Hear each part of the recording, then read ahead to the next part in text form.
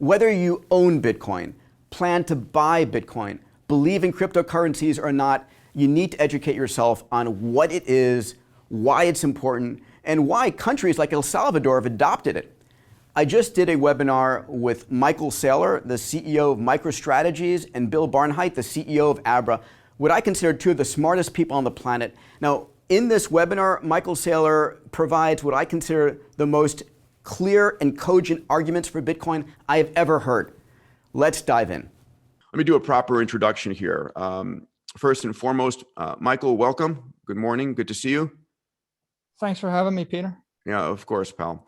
Let me introduce Michael. Michael Saylor is the chairman and CEO of MicroStrategies, a publicly traded business intelligence firm that he founded in 1989. He is also founder of Alarm.com, named inventor on 40 patents, author of the book Mobile Wave, founded and served as a trustee of Saylor Academy, Saylor.org, a nonprofit organization that provides free education to 800,000 students, inventor on, as I said, over 40 patents. He is an advocate of Bitcoin, a strong advocate, and we'll get into that in a moment. What I'm most shocked about is how recently Michael came to this realization and how powerfully he is engaged in this conversation. Hope.com is his site that you should all go take a look at in terms of resource to understand this properly. Dual degrees in MIT from aerospace engineering and history of science. And full disclosure, my fraternity brother, effectively a roommate, we lived together for many years, and very proud of that at Theta Delta Chi. Michael, good to have you, pal. Yeah, thanks for having me, Peter. Yeah. Let me introduce Bill Barnhart as well. Bill is CEO and founder of Abra, the leading crypto wealth management app, just about $1 billion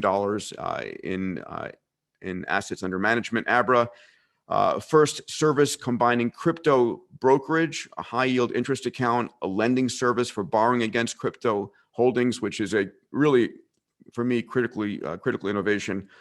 Bill's multi-decade career in the internet spans everything from being at Goldman Sachs, at NASA, at Netscape, and he, importantly, I think, gave the first TED Talk on Bitcoin back in 2012.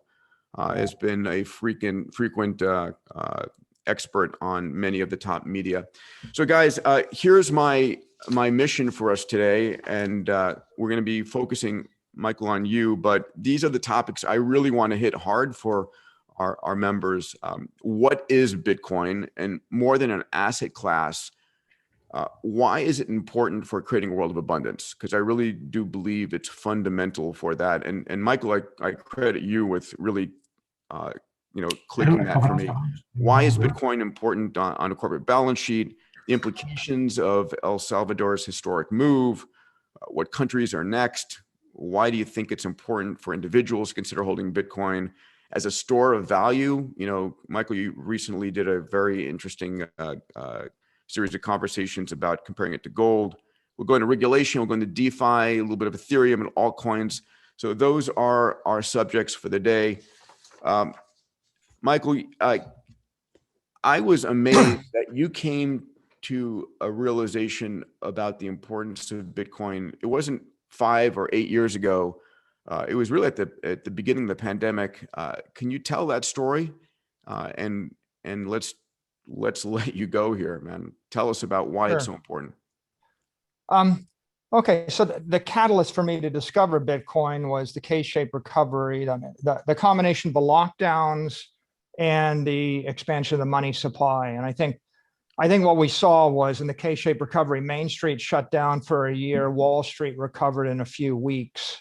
And there was a delamination between financial assets and mechanical Main Street type assets or operational assets.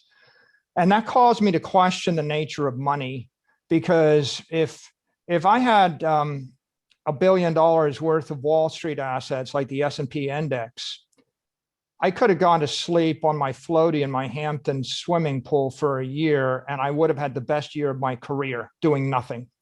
And if I actually ran a Main Street company selling something or doing something, I could have worked 30% harder and generated 30% more cash flow, and I would have got nothing. And this dichotomy between one class of the economy working 30% harder to get nowhere, and the other class of the economy not working at all to get 30% further, caused me to lose a lot of faith in the economy, and it questioned my thought about money. And so if we go to first principles, Peter, I think the most important idea is money is financial energy, or it's socioeconomic energy. And I think a lot of people don't realize or don't think about it as an energy system. Yep. And as soon as you think about it as energy, then the light bulb goes off. And Peter, you're an engineer, I'm an engineer, and I spent many years after I left MIT not really thinking about engineering principles applying to money or finance. And I think that in March of 2020, it shocked me out of that lethargy. So I'll give you a simple analogy. Fat is organic energy. It's an organic energy storage battery. You know, if you eat a bunch of food, your body generates insulin, you store the organic energy as fat. The benefit of storing that fat is that you can go without food for a month and you won't die. Now, so fat is a energy system for storing organic energy. There are other systems for storing organic energy. I can have boxed food, I can have Twinkies, I can have canned food, I can have smoked food, right? I can have fish in a pond behind my house. I can have cows outside in the pasture. Those are all systems for storing organic energy. We call it agriculture, or we call it packaging. Now let's think about other energy systems. You know, I put a sail on a ship. That's a way to harness wind energy. A clipper ship with 3 sails is more complicated. A bow and arrow harnesses kinetic energy or potential energy. So does a dam. I can have a gun.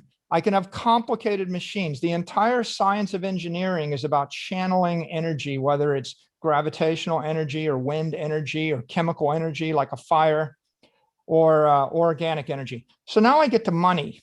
So money is a system for channeling that social economic energy, the ability to compel other members of the human race to do something, or to, you know, will you give me your house? Will you give me your car? Will you drive your car for me? Will you build a building for me? Can I live on it for life? Will you feed me for the rest of my life? Will you work for me the rest of my life? All of this is about channeling energy. The human race has had energy systems for money. We started with seashells. We trade the giant stone cone of the Yap people. Eventually, we settled upon gold, and gold is commodity tokens. But it wasn't just simple gold. You know, the Lydians had gold coins, the Romans had different gold coins, the Italians had the florins, you know, the British had the pound, the sovereign comes along. So eventually we realized that moving around gold tokens, or tokens in general, isn't that efficient, because you can't chop them into pieces. And if you're holding them, people club you over the head and steal them. So sometime early on, certainly 500 years ago, we split, and we had the underlying base layer money, maybe gold, and then you had gold paper, like gold notes, and you had paper money. And the paper money issued by first goldsmiths and then issued by early gold banks and the like, that allowed us to trade credits. And that went on for 500 years. And the world shifted between this base layer commodity and paper money. We eventually had the quote unquote gold standard, which is you can trade a dollar for gold and trade the gold for the dollar. Then with the Treaty of Genoa in 1922, we had a gold reserve standard, which meant that the dollar and the pound were the reserve currencies. They were backed by gold, and everybody else was backed by the dollar and the pound. After World War II, we went to the Treaty of Bretton Woods, and that meant that the US dollar was a reserve currency. It was backed by gold. And then everybody else traded their currencies for the dollar. What's the significance? Eventually in 1971, Nixon took us off the gold standard completely, and we went to all fiat, not pegged to any underlying asset. And what that meant was, in the absence of any thermodynamic cost to print more money, you don't need to mine gold, you don't need to do anything. We could just expand the money supply, and that resulted in about monetary inflation of 7% a year, every year for 40 years. That I didn't figure out, but what that means is if you're expanding the money supply by 7 to 8% a year, every year, that means that your assets have to appreciate by 7% to keep purchase power parity. And that means if you're earning, if you're not raising your salary by 7%, you're getting poorer. Now, that went on a status quo from 1971 all the way to 2020. In 2020, the monetary inflation rate in the US went from 7% to 21%. It tripled. And every other currency in the world's pegged to the dollar. They at least tripled. So the euro tripled, the DRAM tripled. All the strong currencies tripled their inflation rate. The weak currencies inflated 40% a year. And so they're sinking against the dollar. Then you've got the peso with nominal 45% inflation rate, but real inflation rates of 70% or more. And then you have collapsing currencies. Like in El Salvador, the currency's collapsed. In Nigeria, it's collapsing. In Lebanon, it collapsed 85%. In Zimbabwe, it collapsed. So what is the significance of Bitcoin? Bitcoin is the first engineered monetary system in the history of the human race. And that's the light bulb going off. We created an asset sitting on an open computer network, and there's never going to be more than 21 million of them. You can divide it into 2.1 quadrillion Satoshis. So it's pretty infinitely divisible. But what it means is the human race has perfected the idea of a bearer instrument like gold, and we fixed all the defects of gold. If I bought $1 billion of gold, the gold miners will keep dumping more gold on the market. If the gold ever goes up by a factor of 10, gold jewelry gets melted down to dump gold on the market. And the fundamental problem with the gold standard and the gold reserve standard is there is no hard mathematical protocol or engineering protocol that links the paper gold or the fiat derivatives to the underlying asset. So as soon as the US got control of the gold supply after Bretton Woods, they could keep printing more and more money. And they weren't, and first it was 40% backed by gold, then 30%, then 20%, then 10%. Then all the other countries in the world realized that the US was just going to print infinite dollars, and the French got upset. So they started asking for the gold back. And when the French asked for the gold back, all the gold was flowing out of the US. And then Nixon said, oh my God, we're going to have no gold left. And so we can't keep giving people gold back. So we defaulted on the gold standard, and now everybody's free to print as much money as they wanted. And so that's by the way why you don't want to buy gold, because if you buy gold, a gold banker can basically sell 100 tons of gold for every 1 ton of gold they own. You call a hypothecation. There is no integrity between the paper derivatives and the underlying asset. And the absence of that technical integrity means, and we come back to engineering, it means that that I put energy into the system and it bleeds out 10% a year. So if I had a bathtub bleeding 7% per period, right? The bathtub drains, the swimming pool drains. If I have a leak in a fuselage of an airplane, it won't fly. If I have a leak in a hull of a ship, it won't sail. So Bitcoin's the first thermodynamically sound system. It's a closed system. I love that analogy. I love that analogy. And one of the things that is clear is the majority of the world does not appreciate the level of inflation that's incurring, and they don't realize they're moving backwards. Or maybe they realize it, but a bit too late. They think, everybody's working hard. One of the points you made in particular was that this economic, thermodynamically sound economic system is probably more important for the developing world than it is even for the developed world. Can you speak to that? In the developed world, you have banks and you can move money from point to point for a few dollars.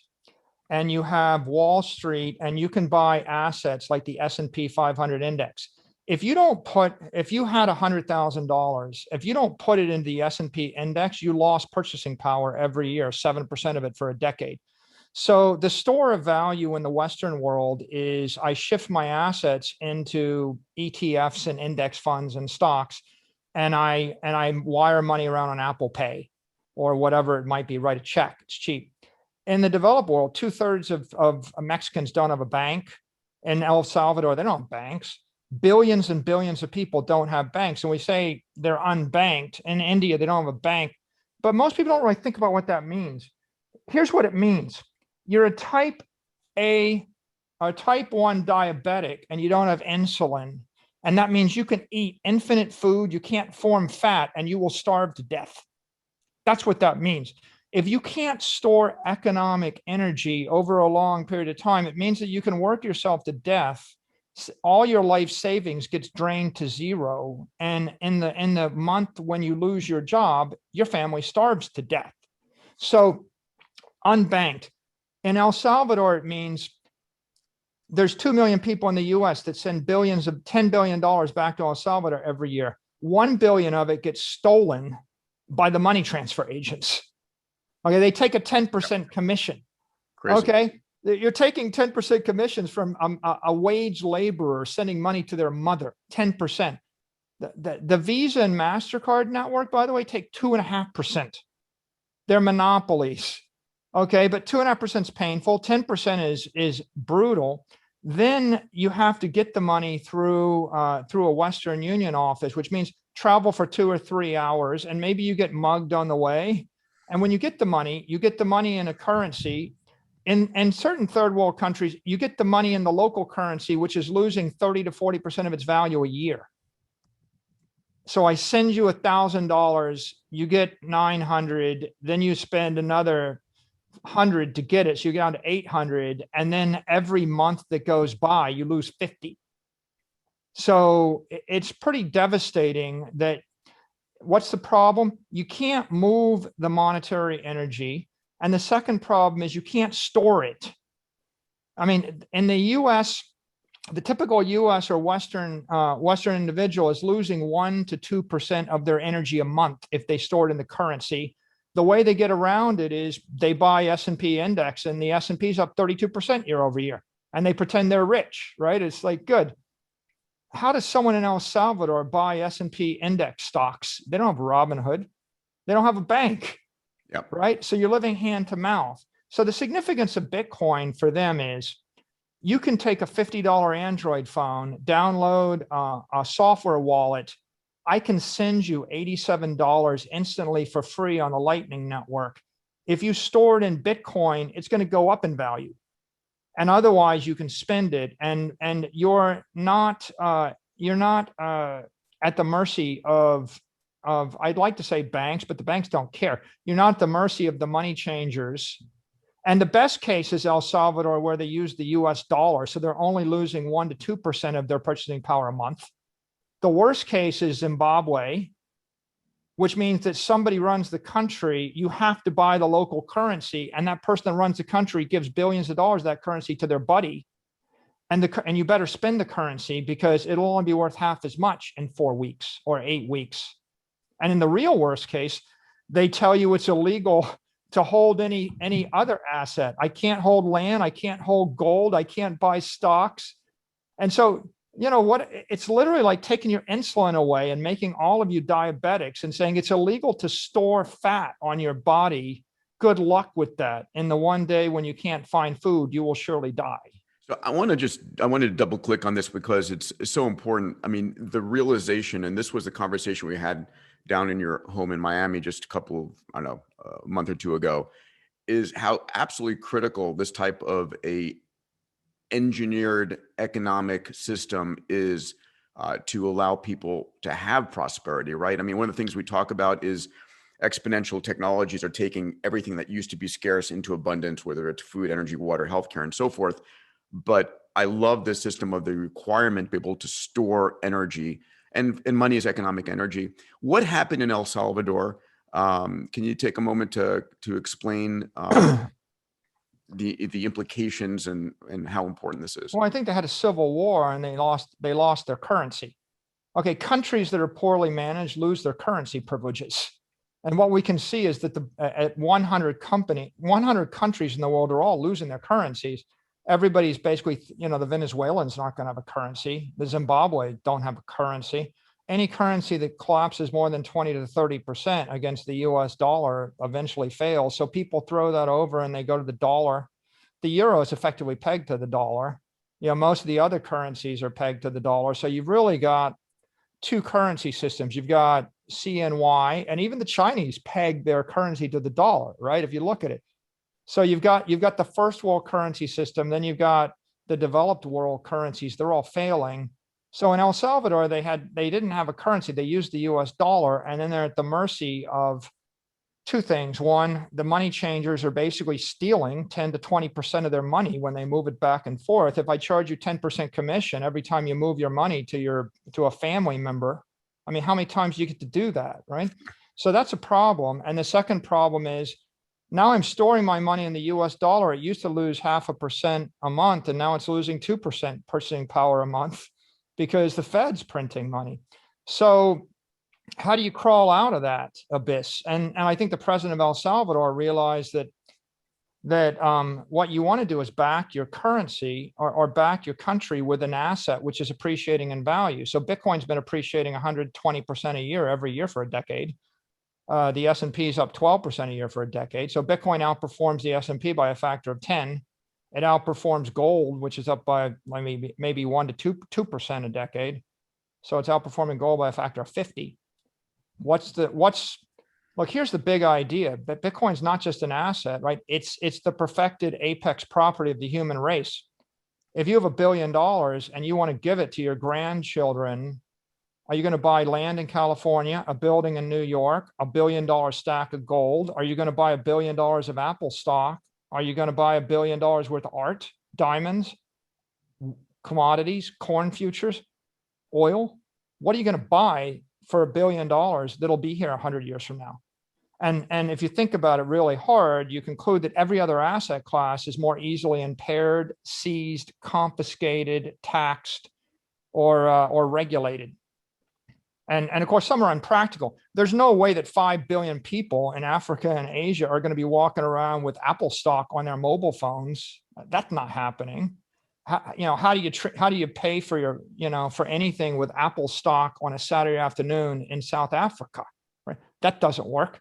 And so, yeah, you could try to use a currency, but now I've been in business 20 years. I can't do business in Nigeria after 20 years because if you want to do business in the fiat currency, you have to have your bank deal with your central bank, deal with their central bank, deal with their bank. Can't do it on the weekend, and you can't do it because of Foreign Corrupt Practices Act in Russia or Nigeria or whoever. And so how do you get 8 billion people trading with each other through 100 million corporations? You need a protocol. What is the protocol? Bitcoin. Bitcoin is Michael, an open monetary protocol to link 8 billion people and 100 million companies with one another in the 21st century. I'm going to get back to El Salvador. Give me a Bitcoin 101, if you don't mind. We probably have some people here who have heard of it and are interested in learning about it. And we've got a wide range. And I want to get back to what did the president of El Salvador just do. But let's take a second and give us the Bitcoin 101, if you would. Okay. Let's say that I wanted to create a non-sovereign store of value. I have $1 million. I want to save it for 100 years, and I don't want to trust anybody else with the money. I can't put it in a bank. Every single person in Argentina had 90% of their US dollars and their Argentine pesos seized overnight by the government 20 years ago by edict. Stroke of a pen. It wasn't hard. So I can't leave it in a bank. I can't store it in a currency because the banks can steal it from me. I can't save it in a stock. The company might not even exist, and the CEO or the board might dilute it. I can't put it in land because I can't move the land, and they could tax in Florida. They tax you 2% a year on the land. You lose your land in 20 years. So I buy gold. Now that's the traditional idea, but the problem with gold is that every year gold miners produce 2% more gold, and then I can't carry $1 billion of gold through an airport, so I have to put it in a bank. And then 95 of the top 100 cities in the world, 95 or more of them seized all your gold in the past 100 years when the regime changes. Okay, so how do I fix that? So this guy Satoshi invented digital gold on an open protocol monetary network, and we call that Bitcoin. And the way it works is I define 21 million gold coins. I dematerialize them in cyberspace. I make them infinitely divisible by 100 million units each, and that's called a Satoshi. Then I make it impossible to ever make any more than 21 million. And then I give you a protocol where any computer can send the coin or the Bitcoin to any other computer without a middleman. And I make it possible for you to take personal custody of your asset. So if I want $1 billion worth of property, I can carry it around in my head by memorizing the passphrase. I can hold it on a hardware wallet. I can hold it on a mobile phone. I can put it to any computer in the world. Then I can move the $1 billion to any custodian in the world in a few minutes for a pittance. So the idea is, if I took gold and I said, you can't mine any more gold, check, that would make gold more valuable. And if I said, you can't use it for jewelry, there's no jewelry being melted down into gold, that makes gold more valuable. And if I capped it at 21 million and I numbered each of the gold coins, that'd make it more valuable. And if I made it infinitely divisible, and if you could authenticate it in a split second with a mobile phone, that would make it more valuable. And if I made it programmable with a protocol, and I made it possible for a computer to make 1 million transactions a second and talk to 100 million other computers using Intel semiconductors, that would make it more valuable. So in essence, we created programmable gold on a network. And then what's the last twist? The last twist is you make it decentralized so that there's 10,000 different computers, or maybe even 100,000 different computers running the software at the same time with an identical copy of the ledger, so that no company, no CEO, no government, no regulator can meddle with it, the protocol. So it is literally, it's like a virus released into cyberspace, a living life form. You can't stop it without turning off every computer on Earth at the same time, and you have to keep them turned off forever, right? You can't kill it. And so the idea of Bitcoin is apex property for the human race. And for the first time in the history of the human race, if you have $1 million, you can hold $1 million in your head, walk through a border, send it across the world, take custody, or transfer it to any custodian, or prove that you have it in a split second. And you can't do that with anything else. That's what Bitcoin is. Beautiful. Thank you for that. So let's go back to what El Salvador just did and the implications thereof. Please. Okay, well, if the US dollar is losing 20% of its purchasing power a year, which is what's happening right now, the dollar is collapsing against scarce assets. The reason the NASDAQ or the stock exchange is an all-time high isn't because the companies are more valuable, it's because your currency is weak. And the currency keeps collapsing against scarce assets. That's why we have inflation. That's why houses in the Hamptons or Palm Beach cost more. That's why the average home in the US costs 15% more than it did 12 months ago. So if El Salvador is going to prosper as a country, they need to invest their assets or invest their money in something which isn't going to collapse. If you're holding $1 billion of US dollars, and if the US Fed doubles the dollar supply, they stole half your money from you. That's what's going on right now. So what El Salvador Why is that not obvious to everybody? It's crazy. It's because part of the world is rich and privileged. And so if you are wealthy in the US and Europe, and you have a large stock portfolio, you think you're a genius because your portfolio is up 32% or 47% year over year, and you made wise investment decisions, right? And then you think, oh yeah, I see that everything's going up in price, but you've already got your house, right? If you were trying to buy a house in the Hamptons, it went up in price 45% year over year. If you already own the house in the Hamptons, you think, well, this is great. My house is more valuable. My stocks are more valuable. I'm a genius. I'm a good investor. And so if you're asset rich, and that's 10% of the world, you just feel like everything's great. On the other hand, if you're a dentist working for $137,000 a year, the price of early retirement and the price of all those things you ever wanted to buy is pulling away from you.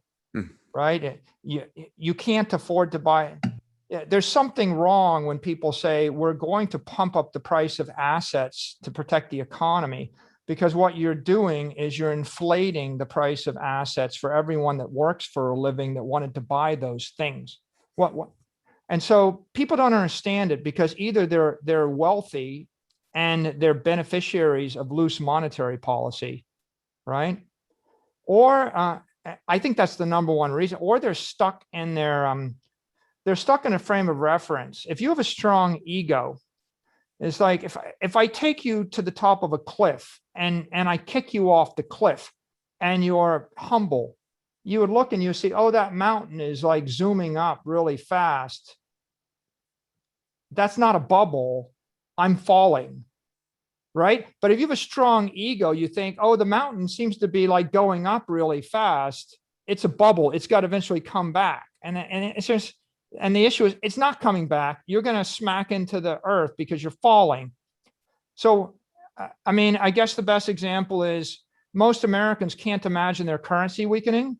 They're arrogant about it. If you go to Argentina, the currency weakened from 1 peso to the dollar to 155 pesos to the dollar over 20 years. You lost 99.5% of all your wealth because everything's going up in pesos. Are you getting richer, or is the peso collapsing? So I think people in Zimbabwe, Venezuela, and Argentina, they get it. They understand that if the currency is collapsing, your stocks aren't getting more valuable. So and Michael, your I house know is that not you getting more were, valuable. You're just getting impoverished. But Americans can't conceive of American currency weakening. And so if you're stuck in the American mindset, let me just give you one more metaphor. yeah, sure. It's like I'm sucking the oxygen out of the air. If I inflate the currency by 10%, I sucked 10% of the energy out of your dollar. When I inflate the currency by 100%, I sucked half the energy out of the dollar. I'm marching you up Mount Everest. The oxygen is disappearing. You're going to get hypoxia. Eventually, if I suck all the oxygen out of the currency, the economy collapses. And that's what happens in hyperinflation. When the current currency collapses, it's like your blood doesn't carry oxygen, and the entire economy is ripped back to Stone Age barter. And practically what happens is, El Salvador flips over to the US dollar as the next best currency. And but here, what's the problem with that? How am I supposed to get dollars? If you study the history of America, before the American Revolution in the Chesapeake Bay, they used bales of tobacco as money because they couldn't get money. So if you use dollars in Zimbabwe or Nigeria or El Salvador, and there's no bank and there's no Visa and there's no Apple Pay because it's illegal, then where's your dollars coming from, right? I mean, how do you operate a 21st century economy without access to a currency? And if the currency is losing its value fast enough, then you have to have an asset in order to store your economic energy, or else you get Weimar Republic. So I know we've you got were, that different places in the world now. I know you were involved in Elon's decision to put Bitcoin on Tesla's balance sheet. We can get to that a little bit later. And I know you've been working or having conversations with sovereigns about making it the reserve currency. Were you involved in what happened in El Salvador, or is there other countries that you're working to tip? I mean, we're all communicating. Everybody in the Bitcoin world is working with an agenda to provide property rights to 8 billion people, right? I mean, and that means everybody's communicating with everybody. Sometimes it's explicit on Twitter. You'll see communications back and forth, and we're very public about it on the record. And sometimes they're back channel communications. And if I'm talking to a public company CEO or a politician, obviously I keep it confidential, but sometimes we're very public about it, and Twitter's a pretty good mechanism for that.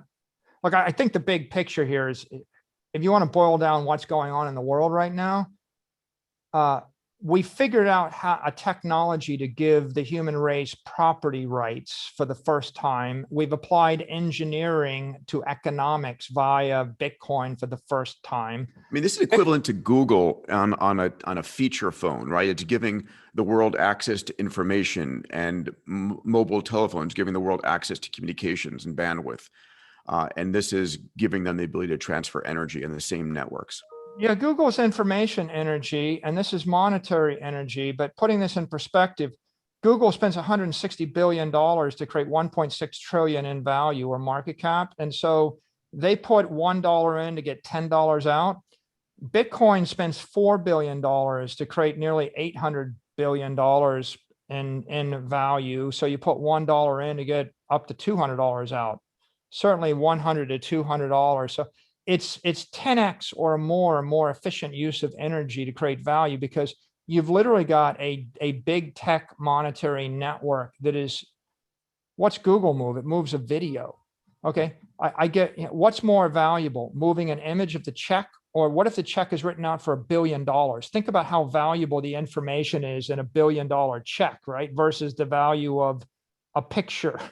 And so what you've got is the highest value digital network in the history of the human race. And it's a paradigm shift, Peter, because no economist ever, when we went to MIT, they didn't teach a course in monetary engineering. Monetary engineering will be a course in the future, which is, how do I create politically sound, thermodynamically sound, tokenized energy on a digital network? It's a complicated thing, but people that are sensitive to it, they realize that this is an economic imperative, because there's $400 trillion of assets that are losing 10% of their value every year through currency inflation. It's a technical imperative, because for the first time you can deliver property to 6 billion smartphones. It's going to be the next evolution, the mobile wave. And then it's a moral imperative, right? I do think it's a moral imperative, and that's a really human rights. It is about human rights. It's about, allowing people to have the systems in place to seek abundance and prosperity. It's not about a world of luxury for them. It's a world of possibility. What did El Salvador actually pass? What did the country enable that's so unique? Just so folks have that piece of data. They made Bitcoin legal tender in the country, which made it sort of pari passu at parity with the US dollar.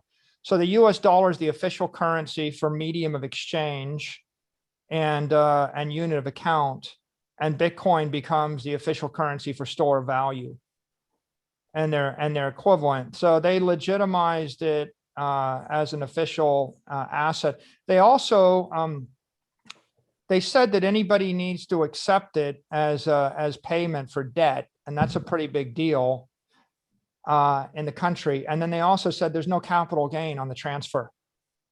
Okay, so that's a huge deal. Now, it may not be a huge deal for American citizens, because American citizens have obligations under the IRS tax code for 10 years after they leave the US.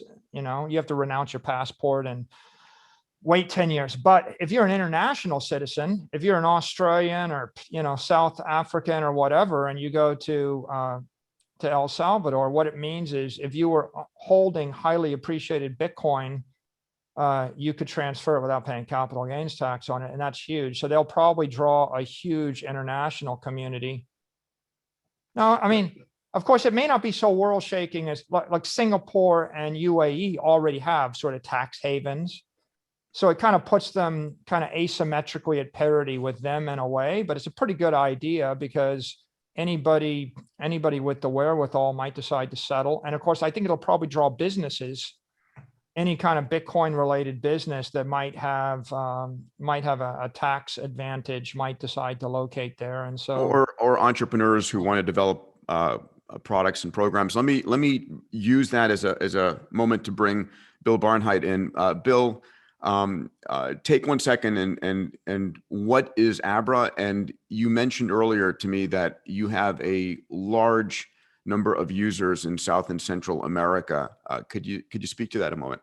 Yeah, sure. So Abra is a crypto wealth management app and service. We allow you to trade Bitcoin versus dollars, as well as about 140 other cryptocurrencies. It's a great way to get in very easily. If you're in the US, you can wire unlimited amounts of money in via the traditional banking system, buy Bitcoin. We run a high yield service that allows you to deposit your crypto as well as cash and earn interest on it. So we currently pay about 5% on crypto deposits and about 10% on dollar deposits. And then lastly, we allow you to borrow against your Bitcoin holdings. So if you're holding Bitcoin or Ethereum, you can actually borrow dollars. And so that's what we call holding the appreciating asset and borrowing in the dollars, which is the depreciating asset. Now, what's really interesting about how our business has evolved over the past couple of years is that the two areas where we've seen the fastest growth are in the high net worth user base, right? It's people with 7 figures and up of assets where they're putting significant amounts of money to work in Bitcoin and Ethereum and other crypto assets because they see what's happening with the money printing that Michael was talking about.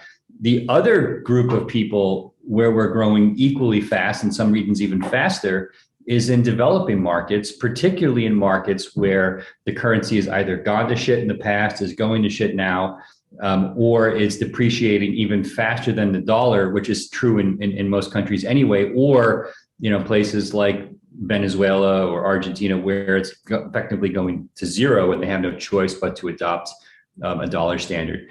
So we've seen hundreds of thousands of users flock to Abra from places like the Philippines, Guatemala, El Salvador, who in the aggregate are doing as much volume in our business as the high net worth clients, many of whom are on this call today, who are depositing millions. They're just a smaller group because there's fewer millionaires out there.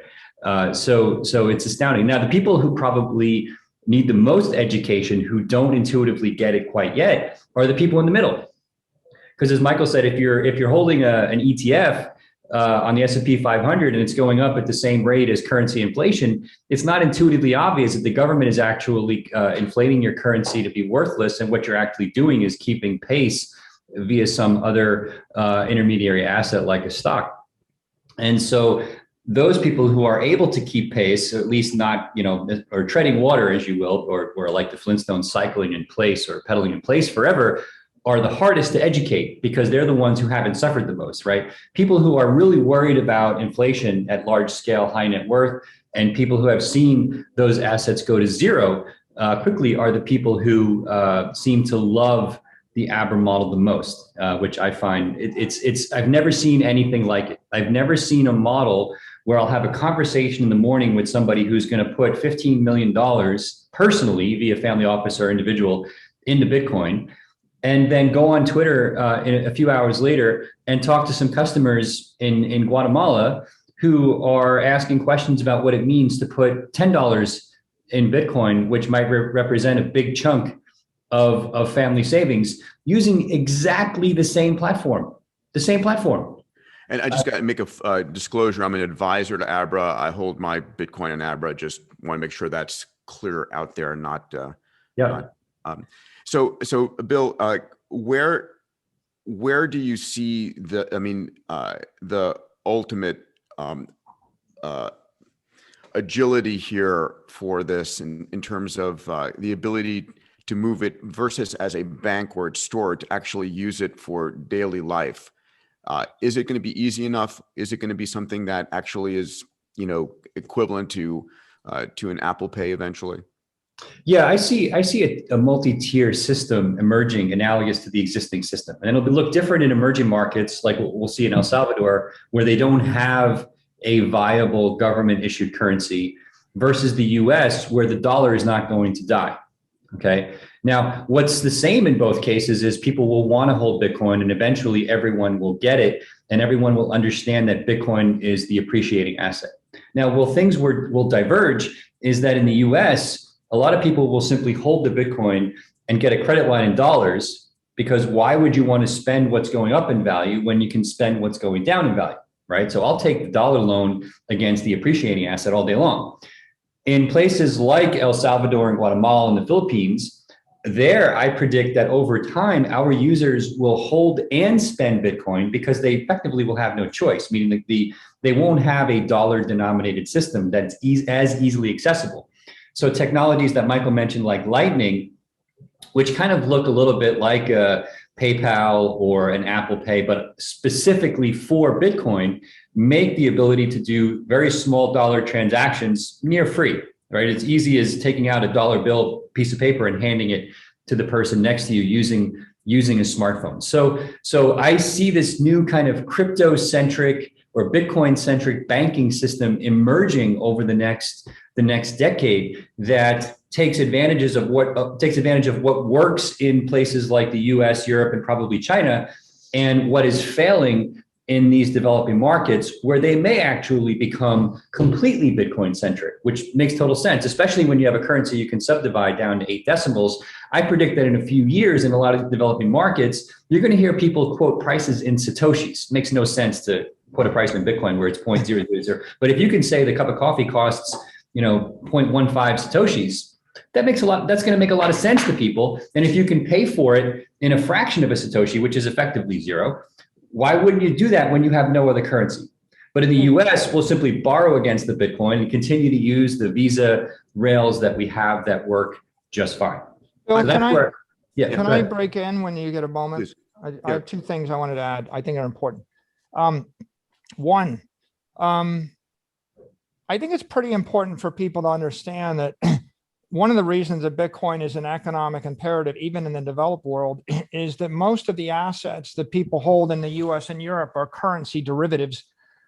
Like if you own a value stock, it's valued based on the value of the discounted cash flows. And if you own real estate, it's valued based upon the rents. And if you own a bond, it's valued based upon the coupon. And so if the currency is losing 15% of its value a year, then you have to apply a 15% discount rate to all those currency derivatives. And you look out 10 years and you realize that even though right now they might have got a bump in this V-shaped recovery or K-shaped recovery, ultimately, if we have a loose money policy in the Western world, then they're all collapsing. And that's why you'd want a non-sovereign bearer instrument store of value that's not based on cash flows. And I would just suggest everybody apply this mental model in their head. If you were running a business in Argentina, and if I told you that the Argentine currency was going to collapse from 3 pesos to the dollar to 150 pesos to the dollar over the next 15 years, and then you try to figure out what your investment strategy should be. Should you own Argentine bonds, Argentine stocks, Argentine commercial real estate, or Argentine cash, or should you own something else? The answer is there isn't any strategy in a collapsing currency. There is no mix of conventional assets that saves you, because they're all eventually going to get ripped down by the collapse of the underlying currency. So the only logical strategy as the currency starts to collapse faster is you have to convert your monetary energy into an asset which is not a currency derivative in the frame of reference you're in, right? And so once you understand that idea, it's a big idea, then the light bulb goes off and you say, well, in 2003, I should convert all my pesos to dollars because that's a stronger currency than the peso. But in 2021, I should convert something to like a Bitcoin because that's stronger than the peso and stronger than the dollar, and it's a frame of reference. So that's the first big idea. And it's important because it plays to the $400 trillion of conventional assets in the world. And it's why Bitcoin is a superior asset, because it really doesn't have that currency derivative risk and counterparty risk. And I think the second big idea is I do think we're going to actually see an explosion of stable coins. And that means that things like Tether and DAI and USDC are dollars on crypto rails. And we're going to see an explosion. There's probably already $75 billion worth of this stuff circulating around, but we're going to see hundreds of billions of dollars circulating through Africa, Asia. It's already happening in China. People are already circulating on crypto rails, US dollars. And I predict that what you'll see is 5 or 6 billion people with a mobile device, and they'll have a software wallet, and the wallet will have digital currencies and digital assets. And the king currency would be the dollar. And after that, maybe the euro or the yen or renminbi. And then the digital asset will be the Bitcoin and maybe some other digital assets. And sometimes people think, well, if Bitcoin spreads, the dollar has to be replaced. Not really. It's what really happens with money is when you have a hyperinflation of money, if money inflates at more than 5 to 10% a year, you have a delamination of the roles of money, and the medium of exchange unit of account becomes the currency controlled by the sovereign government like the US. Weak governments adopt the US currency like El Salvador. And then the store of value devolves to the asset. And so you have currency versus asset, and everybody in the world is going to want both. They'll want the asset for the long term, and they'll want the currency for the short term.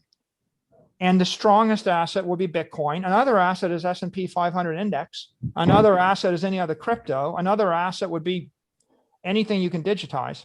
And people will flip between the US dollar and the local currency. You can even see a 3-tier. I have $1 million in Bitcoin. I have $100,000 in US, and I have $1,000 in the local Zimbabwe currency because the government forces me to. And I swap between the three. And common sense is I hold the weakest currency for a week. I hold the next currency for a year, and I hold the asset forever. And that's evolving. There'll be open source things like Lightning Wallet that can run anywhere in the world. And they're what we call open source decentralized. And then you've got PayPal, Apple Pay, Square that are centralized payment rails, and Visa and MasterCard. And a lot of people in the world can't use MasterCard and Visa and Apple Michael, Pay. let me jump in here a second. There are two questions I'd asked you once, and I want to hear your answers, and as well as Bill. The first is to the members watching. When you think about what percent of your assets or your cash, to use that word, US dollars, you're advising your family and friends to hold in something like Bitcoin. Love that. And then the second, how do you address the wild fluctuations in price and what the ultimate value could be as compared to a store of value in gold? Can you hit on those two subjects for a second? For money that you need, like in our business, we have $50 million in US dollar, and we have that as working capital for stuff we think we need in the 12-month period. So we calculate the full fluctuation or volatility of our cash needs over the next 12 months. We keep that in a very stable currency that's denominated in the same units as the obligations. And then stuff we're not going to need, we call treasury, and then we invest in our treasury assets.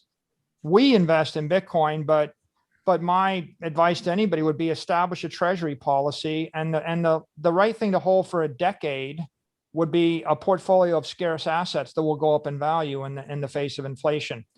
So I'm biased toward Bitcoin, but if you're not going to do Bitcoin, I mean, for God's sake, buy a nice house you want to live in forever, right? Buy furniture you want to use forever. Buy commodities, that you can use.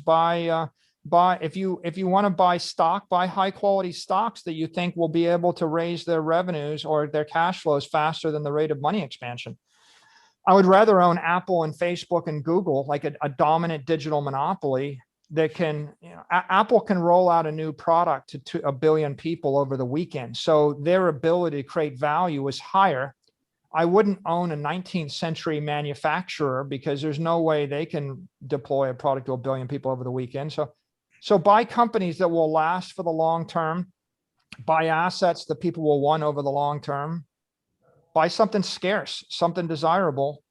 Because if I increase the amount of US dollars by a factor of 10, ask yourself the question, will the stuff that I own be 10 times more valuable or not? And I think common sense will answer that question. That's such a fundamental question that people don't address. So Bitcoin is at 62,000, 6 weeks ago, it's at 37, 38,000 now. The wild fluctuations in price. How do you think about that? I think that if you're buying Bitcoin with a time horizon of less than 4 years, I don't think you should buy it. No one's ever lost money buying Bitcoin and holding it over 4 years. But if you're buying, if you want something to not fluctuate in value in 4 weeks or 4 months, then you should buy something else. So it all comes down to time horizon.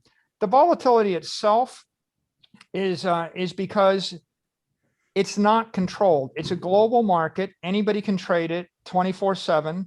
If people could trade Apple stock on Saturday night in Singapore with 10x leverage, okay, you would have more volatility in Apple stock, right? But so what you've got is you've got exchanges that give you a lot more leverage. You can get, you can read something on Twitter at 10:32 p.m. on Saturday night and panic, and then you can sell it. And then someone else will pile on to that. And there are reasons it's volatile. One reason is because it trades with 10x leverage. No one trades with more than 2x leverage on the US stock exchange with equity. You can't. So it trades with more leverage. It trades everywhere in the world. The other reason it's more volatile, Peter, is because it's property, not a security. And that means it's not subject to the 30-day wash rule. The IRS says if you were to dump Apple stock right now at a 20% loss, you have to wait 30 days to buy it back. And so you would think, well, I like it long term, so I think I'll take my lumps and I'm just going to hold it. I'm not going to trade it. You can't dump it on Saturday night while you're drunk. You can't dump it on 10x leverage, and you can't dump it on Saturday night with 10x leverage and buy it back on Sunday morning. You see? But okay, so Bitcoin and crypto in general, it's the Wild West. It's true price discovery. It's true freedom. There is more volatility.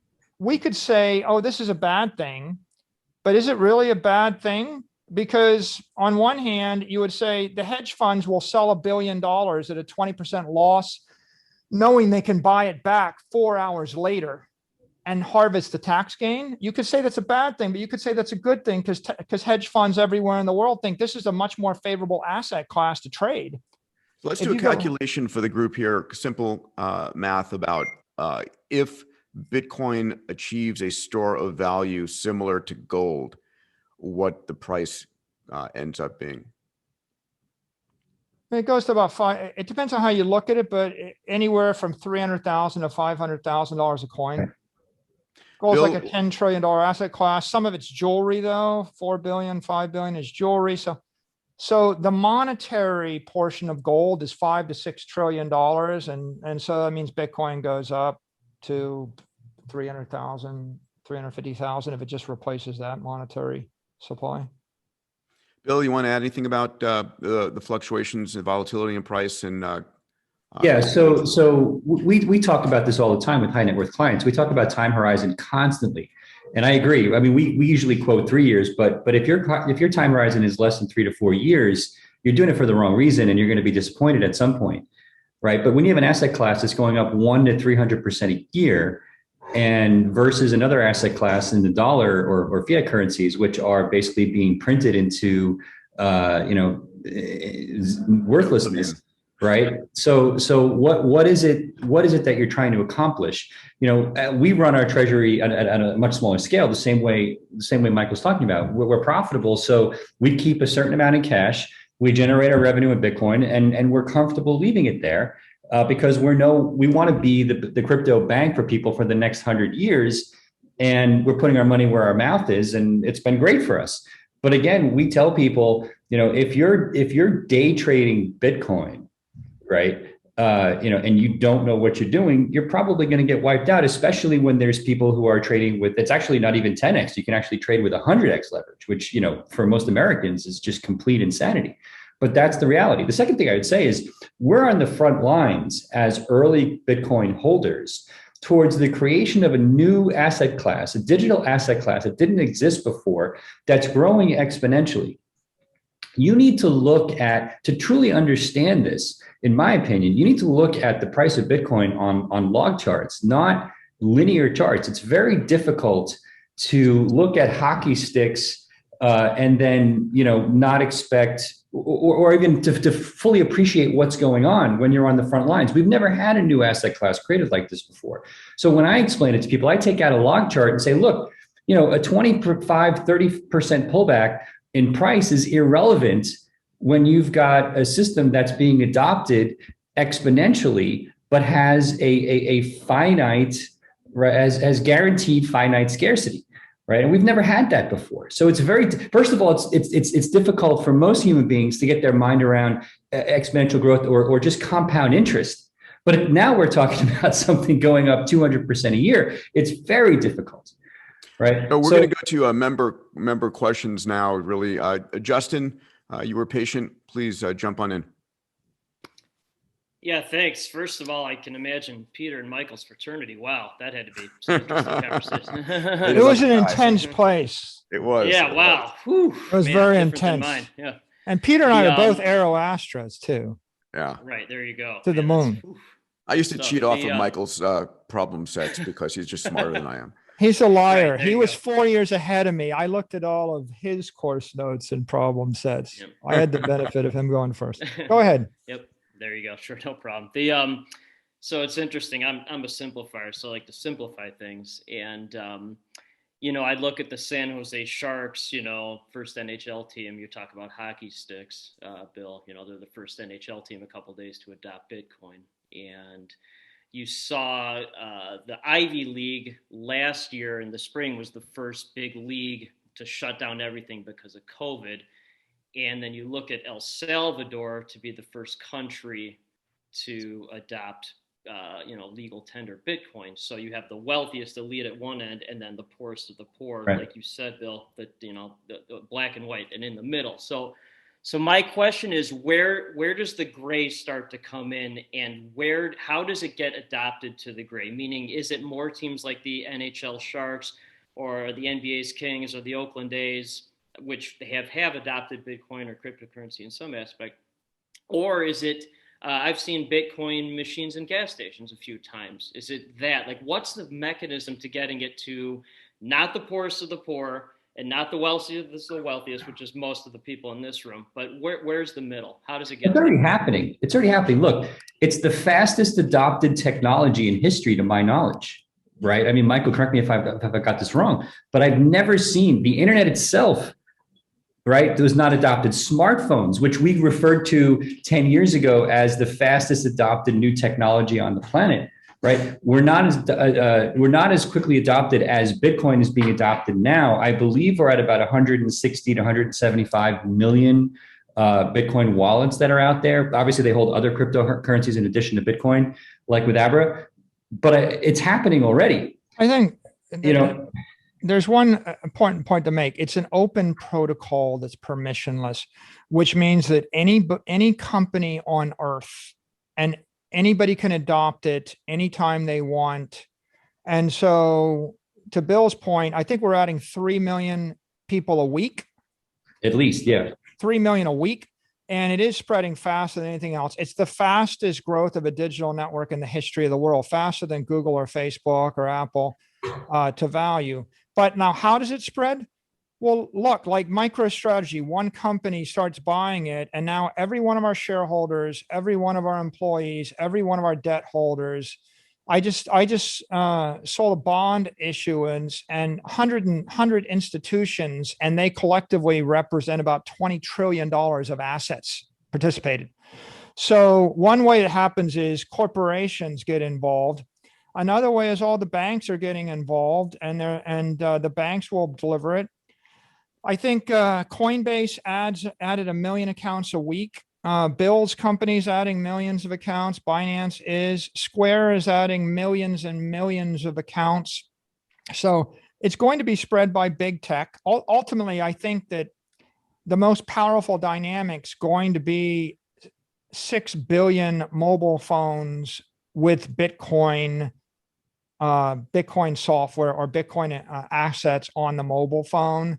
I mean, that's how you really deliver it to the world. But you can't underestimate the power. Like when an insurance company buys Bitcoin and they've got, or Fidelity, Fidelity's got 20 million customers, an insurance company's got 50 million customers. When they buy Bitcoin, you just delivered an insurance policy that's a derivative of Bitcoin to 50 million people, right? If a government, let's say government, if El Salvador buys Bitcoin, then any currency issued by El Salvador becomes a Bitcoin derivative. Like, here's a good idea. Turkey goes and prints Turkish lira, buys billions of dollars of Bitcoin, announces it, and now everybody in Turkey is carrying Turkish lira, which is a Bitcoin derivative. It's backed by Bitcoin in their pocket. So this spreads in lots of different ways. Every corporation, every government, in essence, can create derivatives of Bitcoin simply by owning the Bitcoin on their balance sheet. And every big tech company can build Bitcoin and the protocol into their software. And is there any one? No, there's like 10,000 entities that are acting simultaneously, independently. You know, there's stuff going on in Korea and Japan right now, and Singapore and China we don't even know about. And the beauty of Bitcoin is, you saw the president said, we're just going to take our volcano and we're going to punch a hole and we're going to vent out 95 megawatts of power. 95 megawatts of power will generate 3 exahash, which will give you 3%, almost 3% of the revenues of the Bitcoin network, which means 3% of $20 billion, right? So you're talking about $600 million a year from a volcano. Did anybody ask permission? No. Can you do it in Iceland or Greenland? Sure you can. Can you fire up a nuclear reactor in Siberia? Yep. You know, can I keep track of it? Nope. Can't, not even trying. It's the power of a decentralized permissionless protocol. People that and here's the other irony, Peter, I'll make this, I apologize, but Dude, don't apologize. You're changing. If you got $1 people's billion, complete views. Yeah. if you have $1 billion in New York and you put it in gold, you're depending upon the mayor of Manhattan and the governor of New York and the United States government to protect your $1 billion.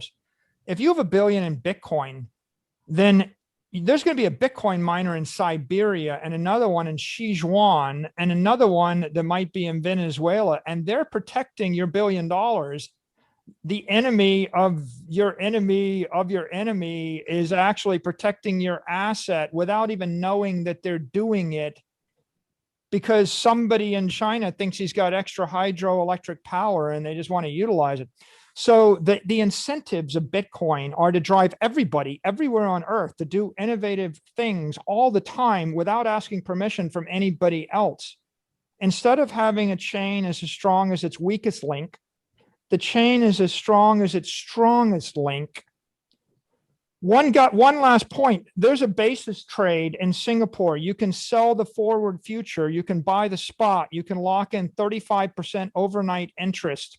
Americans can't do it legally. But if you have a pool of billions of dollars of capital in China or Russia or Cayman Islands, you can go get 35% overnight interest. And if you live in Alabama and you take 1 Bitcoin and bury it in your backyard and don't think about it for a decade, you're getting the benefit of some trader in Russia or China or Hong Kong taking advantage of that trade. And so it is truly a beautiful global network where money managers are driving up the value of your asset, and then Bitcoin miners are driving up the security of your asset, and you can be asleep for 30 years and somebody that you don't know in some place you don't know will do something that's illegal in the place you live without you knowing it, to your benefit. Amazing. That's Bitcoin. Michael, I hope everybody is appreciating why this is such an important conversation. Joe Honan, you're next. Hi, thanks, Peter. Hey, Michael and Bill, I enjoyed both of your talks at the Bitcoin conference last week. Appreciate that very much. I wanted to ask you both, hopefully a little bit of a sensitive question, because I want to amp up the conversation here a little bit. So Michael, for you, I'd love to understand what your view about this whole Bitcoin maximalism, one coin to rule them all kind of scenario is versus other altcoins. Many of them have outperformed Bitcoin over the last 12 months. So I'd love to understand that. And then for you, Bill, things like MetaMask and these decentralized wallets that aren't centralized. I'd love to hear your opinion on that, and if you think that is a threat to your business over. Yeah, sure. Let me address the first one. I think you've got crypto assets and you've got crypto applications. And the idea of a crypto asset is I want to put $1 billion on a network that'll be here 100 years from now. So I'm all about durability and integrity, and I don't want anybody to mess with the functionality or to break the thing. And so I don't want any more functionality. I just want to put $1 billion on a coin and wait 1,000 years. And 1,000 years from now, you could make these incremental security improvements. But the truth is, $1 billion of money now and $1 billion of money 1,000 years from now, it's fine. So the theory behind Bitcoin is optimize the architecture so it doesn't change, it's secure, it's high integrity. And all the functionality is on the layer 2. And so the functionality, which is applications, performance and functionality, speed, you can get that from Square Cash App. That's a compliant app, and you can move 1 billion transactions a day for free. It has to be compliant, and you trust Jack Dorsey and Square. Or you do it on PayPal, or you do it on a Visa, or you do it on a MasterCard, or you build an application with the Lightning Network. The Lightning Network is a decentralized staked network where you stake Bitcoin in order to do 1 billion transactions instant, fast, and you build functionality. Each of those by the way, you can also use Ethereum or use any other crypto asset. So if I wanted to move money privately, I could flip it from Bitcoin to Monero or Bitcoin to Zcash, and I use their functionality. And if I wanted to do smart contracts or DeFi, I could flip from Bitcoin and I could wrap the Bitcoin in Ethereum or go to Cardano or go to Binance Smart Chain or go to Solana. You have a whole set of applications. I think you have decentralized applications. We'll call those crypto apps. And the idea is I do proof of stake because I need super high speed and I can't afford a proof of work. And those tend to be more centralized, but higher performance. And then you change and upgrade the functionality. There's an entire market dynamic. Nobody knows whether Ethereum beats Binance Smart Chain or whether or not Ethereum destroys central banking or fractional reserve banking. I don't have an opinion on that. I do have an opinion that there's a layer 1, which is just give me $1 billion bearer instrument asset. And if there's an open protocol, then all the functionality should come from the layer 2. And as Gary Gensler would say, you have basically permissionless blockchains and permissioned blockchains. A proof of stake is sort of more permissioned. It's higher performance. It's more decentralized and more fault tolerant than a centralized conventional app. And there are a lot of benefits there if you want something like that. But we're not going to shut down Visa or Apple Pay either.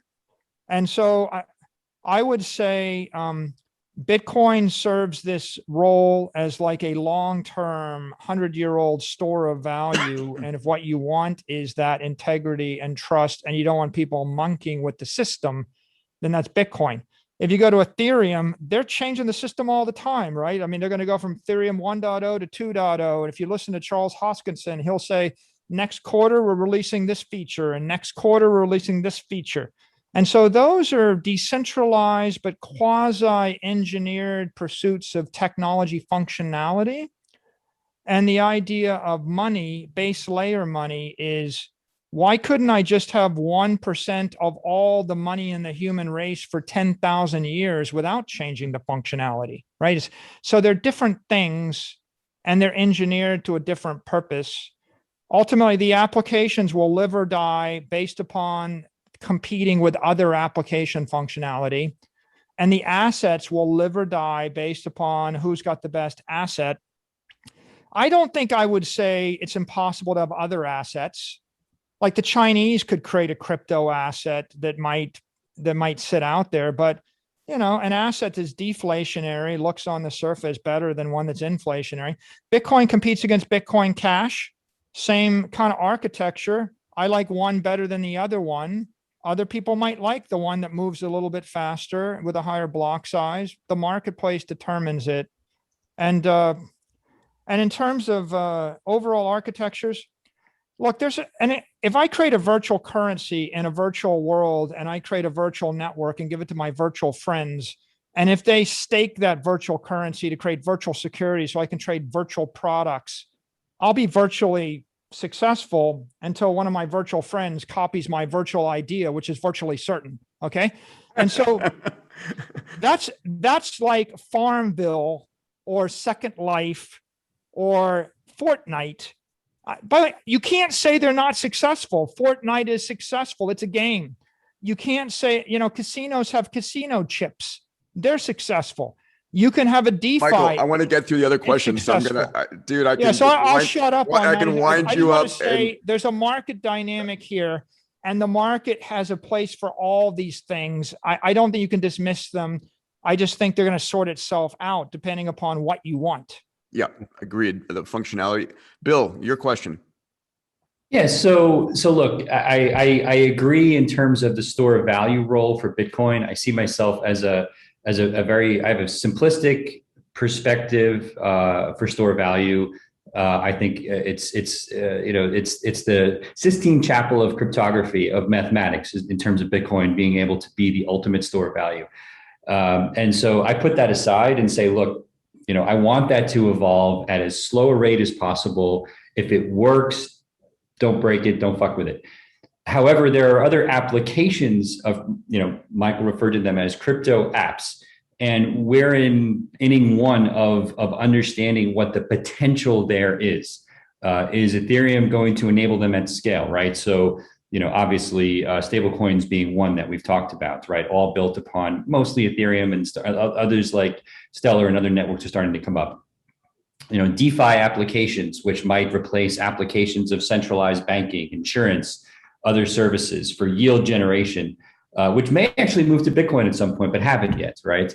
Arts, collectibles, you've referred to them as NFTs sometimes, all basically also being built on competing layer one protocols like Ethereum, Wax, Solana, et cetera, et cetera. And our take is that is going to be a massive market, which is getting, for me, as somebody who's been at this, from my Netscape days to now, the developer support tends to be a key indicator for me, right? And if you look at where developer interest is going, it's moving in the direction of these crypto-based apps. Bitcoin doesn't need a massive army of layer one protocol developers, right? It really needs stability. It needs to be secure. It needs to be reliable, right? Crypto apps, to figure it out, is going to need the Charles Hoskins named developers. Rapid experimentation. Start some massive radical experimentation. Exactly. And the other question about MetaMask, as kind of a user interface, right? This is indicative of where we are. The average person cannot use MetaMask. It's too complicated. Right. So one of the things we're looking at Abra is how do we actually create user experiences that are viable for the average consumer to be able to take advantage of decentralized applications at scale? But we're so early, right? This is still, guys, we're still in the deceptive phase going to disruptive, right? I mean, we talk about this whenever you digitize something and enters a deceptive phase, and then 30 doublings later, it's a billionfold improvement. It's, disruptive, you don't feel it happening. Monetizes, democratizes, right? So that's what we're doing in this regard. Right. Can I go to Ken's question next? Real quick, I'd love to say to Bill, I've used Abra for 4 or 5 years, probably 5 years since I saw you at A360 many years ago, and it's a fantastic app. So I'm one of your AUMs on that. So it's appreciate that. Appreciate that. Ken Sim, you're next. Hey, thank you so much. Questions for all three of you, Michael, Bill, and Peter. If you have a long-term view, what mix would you sort of put in Bitcoin versus Ether, and why? Long-term being 10,000 year, or long-term like a couple hundred-year lifespan, which? A couple of 100 years. Well, I'll go first because my answer is simple. I think Bitcoin can go up by a factor of 100, and it's 100 times less risky than everything else. And the human race needs a base layer digital gold money, and base money is a winner take all phenomena. So if the addressable market for base money is $200 trillion and you've got one solution and it's first, the path dependent suggests that it goes to 200 trillion. So everything else is 100 times riskier and 100 times smaller. So it's 10,000 times less compelling. So 100% Bitcoin, 0% everything else, and then wait for the other 10,000 applications to find their home. And if something's as successful as Google, it's worth $1 trillion or 2 trillion. But I'm thinking that there's only one thing that's been invented in the history of the human race that's worth $200 trillion, and you're staring at it. So why would you squander your capital on anything that is less compelling when you have the single? It's like I invented electricity and you can own 1% of all the electricity the human race is ever going to use. Or you're John D. Rockefeller, you can own 5% of all the chemical energy or oil the human race is ever going to use. Or how about 5% of the fire we're ever going to burn? I mean, the way you get really rich is own the thing. And so How do you really feel? that's what I Michael? think. Bill, where do you end? Yeah, I'll give you. I have a more. Let's call it a more nuanced answer. But I would say, look, I'm going to give you my perspective on the crypto part of a portfolio, and you can decide within that which piece goes into crypto. Because I've got friends that are 100% in the model I'm describing, and friends that are 1% in the model I'm describing. I think for me that 1 versus 100% comes down to time horizon. And basically emotions, right? If you're the kind of person, regardless of time horizon, who just can't deal with the volatility, can't think in terms of looking at a log chart versus a linear chart, then you need to move towards the 1% scale until you basically can adjust your emotions to deal with what I'm saying. So within that, I'm going to be 90% Bitcoin, probably 10% Ethereum. And then separately from that mix, and the reason is because right now Ethereum owns everything that's not true store value, right? And I also, for my cash, I will put that in. I will hold more cash right now than I normally would because I'm earning 10% on it. If I can't safely pay that 10% interest, I'm going to dramatically lower the amount of cash I'm holding. And so, I am totally comfortable with having 70% of my net worth in Bitcoin, and let's call it another 10% in Ethereum, the rest in everything else, with a small amount of cash earning 10%.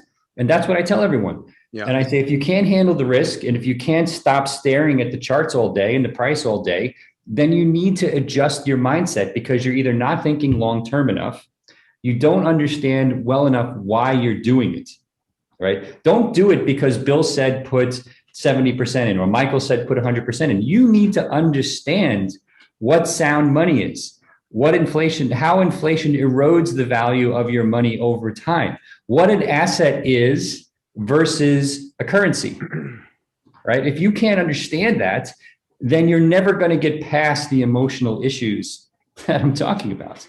Yeah. Trent, you're next, pal. Thanks, Peter. I have a couple of questions. The first one is I wanted to hear your thoughts about wallet security. The reason I bring this up is I have a Ledger wallet that about 6 months after I had put all my crypto on it, I received a couple messages through Ledger that there were 2 different attempts of somebody trying to access my wallet from China. And they told me what to do in that scenario, and everything ended up okay, but that just gave me pause as far as what's the actual security of what's on my crypto, my hardware wallet. And my second question is that I think obviously a very important part of Bitcoin's case for being a store of value is the fact that there's no one person or entity that's in charge of it, and no one can produce more than the 21 million Bitcoins. And my question is this exclusive to Bitcoin? Since I know most other coins can be, printed, if you will, or they can be altered by either a person or a company or group. So is this exclusive to Bitcoin, or are there others that also have the same protocol? And by the way, can I just say one thing while I'm on this? If you're watching on the YouTube link, please, we've had some scam artists on past transmissions we've had where people are saying, send 0.3 Bitcoin here and I'll send you Bitcoin. please be careful. Don't fall for any scams. No viable service provider will ever ask you to send Bitcoin to them for any valid reason whatsoever. It doesn't exist. Don't do it. Michael. Okay, so quickly answering your question, I think Bitcoin's by far the most decentralized, crypto network in the world. And if I look at the monetary universe or the economic universe, I think that Bitcoin is the single most predictable, most stable, highest integrity body in that universe. So if you're asking me about the volume of any stock, any index, any credit, any real estate, any currency, or anything on earth, I think that the one thing that's more certain than any of those things is 21 million Bitcoin is the limit. And I think it's properly decentralized in such a way that I can't see anybody in the world with the power to change that. And that I think is important, because that gives you the fulcrum. If I have a lever long enough and a fulcrum on which to place it, I can move the world. Bitcoin is the fulcrum against which you can apply leverage. Other things aren't. My second observation on the wallet question, there's hundreds of different approaches. I would tell my father, buy a Grayscale stock and don't actually hold your keys, because he can't. If you're, other institutions by nature are going to either want to own a fund, or institutions will want to own their Bitcoin with an institutional grade, audited, Sarbanes-Oxley compliant custodian, because they have to. If you're a high net worth office, who knows? Maybe you'll want to take personal custody. Maybe you won't. If you choose to take custody, you could do it. You can buy it, smash buy it on Square Cash App. That's a very simple experience. You can do it on an exchange, a more complicated experience. You can try to do it in a hardware wallet that's more complicated. You can try to memorize a 12-phrase seed key. That's more complicated. 24 phrases is even more complicated. Is there a right answer? No, there's not a right answer. What I would say is, you got the crypto anarchists that are on one end of the scale, which is they're ready for the entire meltdown of every government on earth. And God bless them. We need them, because they keep everybody honest, and their conviction and their integrity is what prevents the corruption of most of the rest of the network. But I would say the optionality to take custody it's like they say, I have a gun, and I have a gun, and for the rest of my life when we're together, I have a gun, but hopefully I don't ever shoot the gun, right? So if you have the option to leave, people treat you better. If you have the option to take custody, they treat you better. If you should take custody, you can take custody in 100 different ways.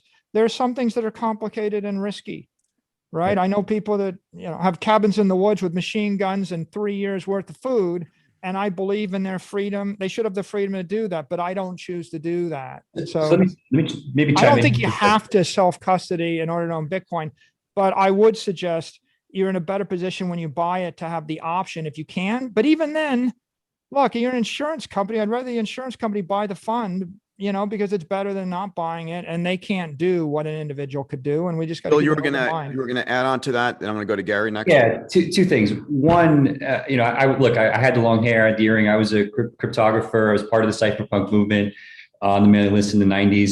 So I agree. We need that community. Two things I would say. One, this all comes down to the fact that Bitcoin's best feature is its lack of centralized governance, right? Which means that there's no benevolent dictator that's going to say, oh, half the Bitcoin's disappeared, so we got to raise the limit to 42 million Bitcoin, right? That lack of benevolent dictator means it moves at a snail's pace, a slower than snail's pace, and it will forever. And that's a feature, not a bug. Okay. Many people think it's a bug. I actually think it's probably its best feature. Okay. Two, in terms of personal custody, right? Obviously I'm biased towards Abra for both retail and institutional clients, but I think our best feature is, in that regard, personal control.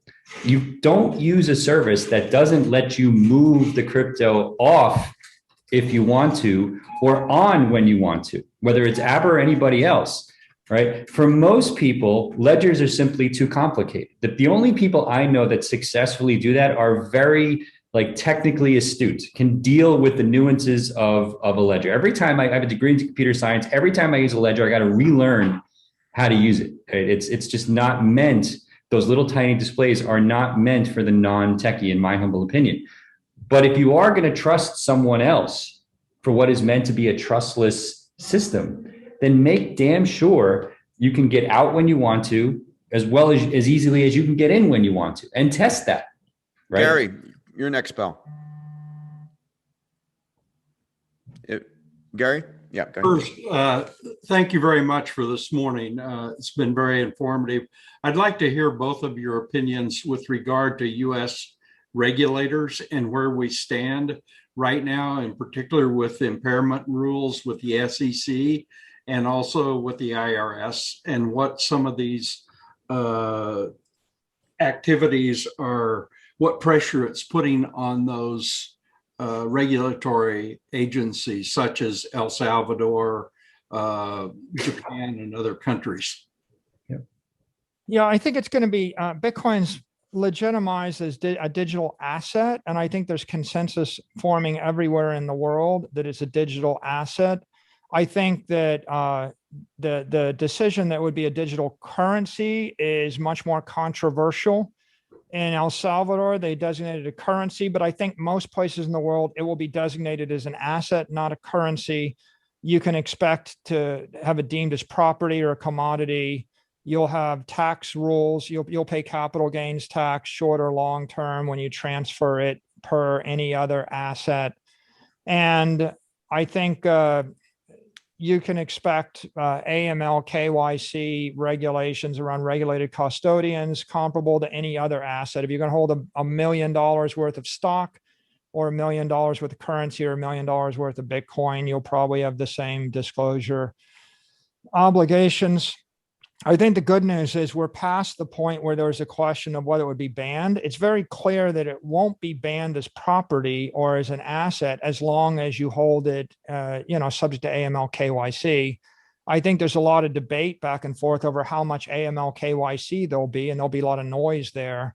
And I think that I don't think most of the world will adopt it as a medium of exchange. I think the medium of exchange is going to be the dollar. I think that we'll do transactions on high-speed payment rails with dollars. I think that we will store in our investment accounts Bitcoin and as a long term. And as for the other things like impairment, the GAAP, FASB right now requires that companies treat it as an indefinite intangible for GAAP accounting. There's a movement afoot to get them to review that. Tom Emmer wrote a letter signed by 7 congressmen to FASB.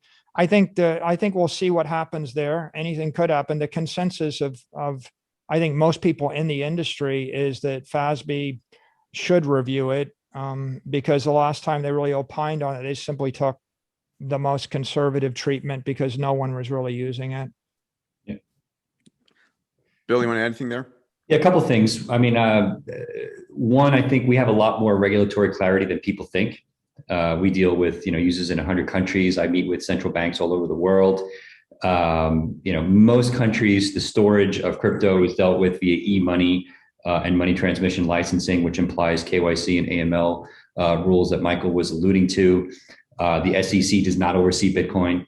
The only time the SEC is involved is if there's some attempt to securitize Bitcoin, such as with the Grayscale product or with hedge funds that are largely unregulated because they deal with accredited investors, or more importantly, with these pending ETF applications, which up until now they have not been willing to approve. But eventually, I believe they will. And in most countries, they also deem Bitcoin a commodity, and the virtual currency rules tend to apply again, which puts you in well-defined e-money or in the US MSB money transmission regulation. Thank you. Let's go to Judy next. Judy. Superb conversation. And I think the points just recently about the clarity on currency versus assets helped me a lot. Question, in the developing countries like African nations, we're really seeing an emergence of financial data, API tech companies to merge, citizens permissioned. Maybe the data hasn't been collected yet, and merging that all together so they can get access to financial institutions. And I think you've said Bitcoin applications are more for, longer term assets, but do you see a risk of this emerging technology on the API front being leapfrogged? And if so, in this deceptive to disruptive, how long do you think that would take to happen? Yeah, I don't think so. I think it's like TCP/IP. It's a base layer protocol, and all the innovation and all the risk is being taken at the application layer. So the leapfrogging is going on between PayPal and Square and Lightning and Ethereum and Binance Smart Chain and Solana and everybody else in the space. And there's a massive war over who's going to create the most compelling applications.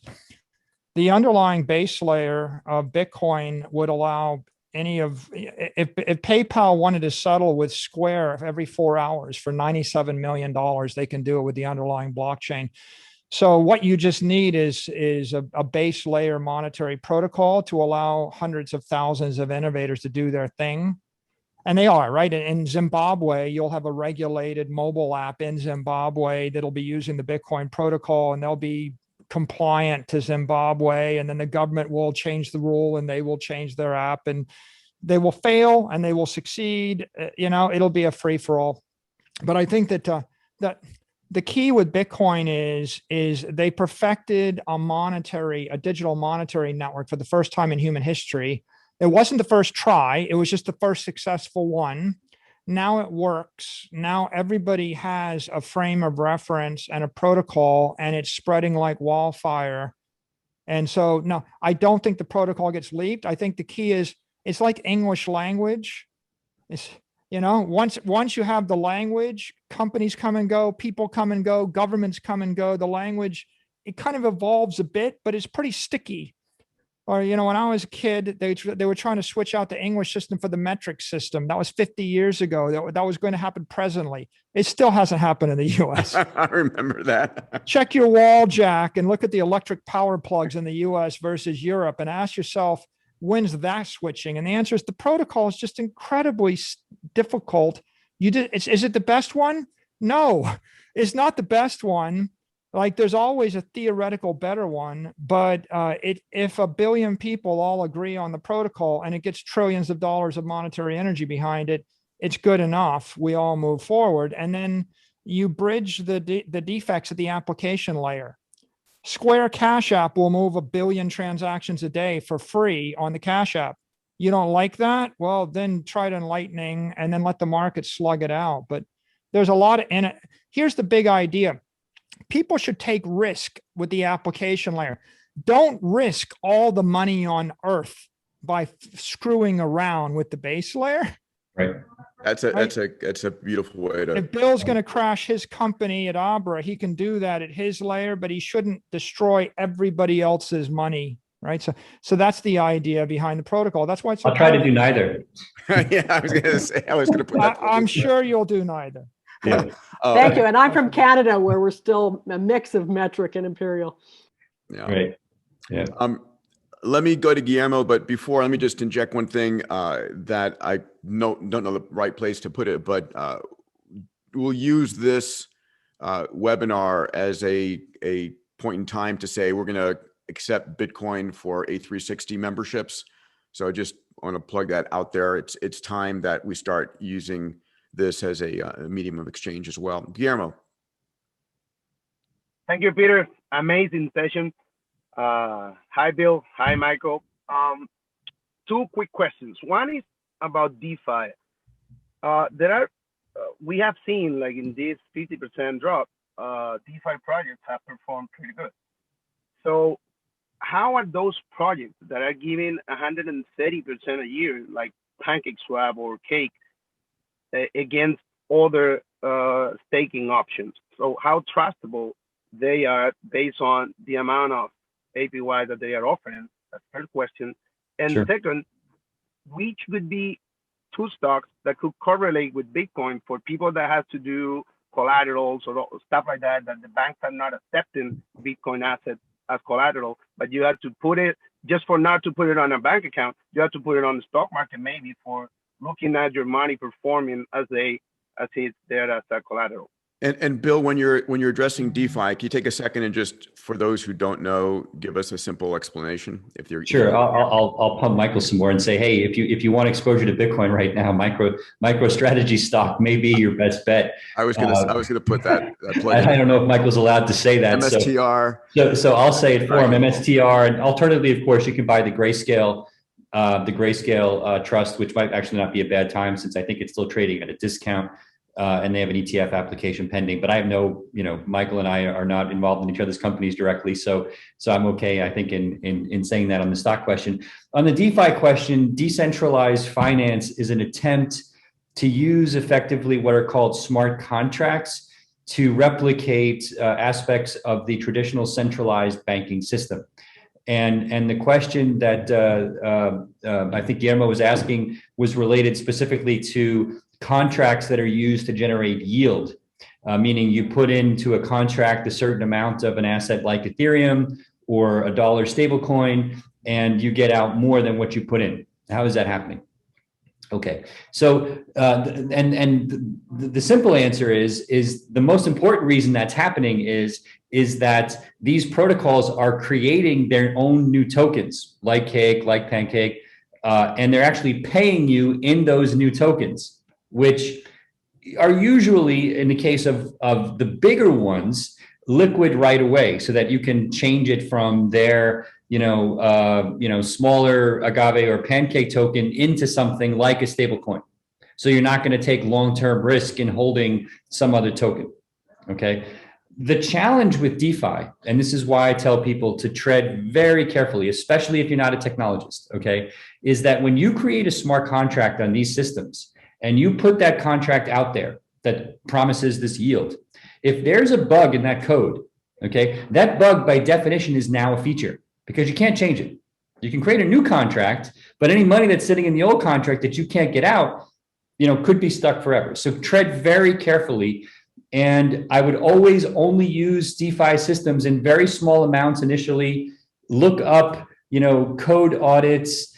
And if you don't know what you're doing, let us do it for you, right? And for the vast majority of the people who are never going to be able to read smart contract code, you're better off with, Abra or one of our other competitors that will help you generate that yield using DeFi, as opposed to, going after what looks like too good to be true numbers, which often are. So tread very carefully with DeFi in general.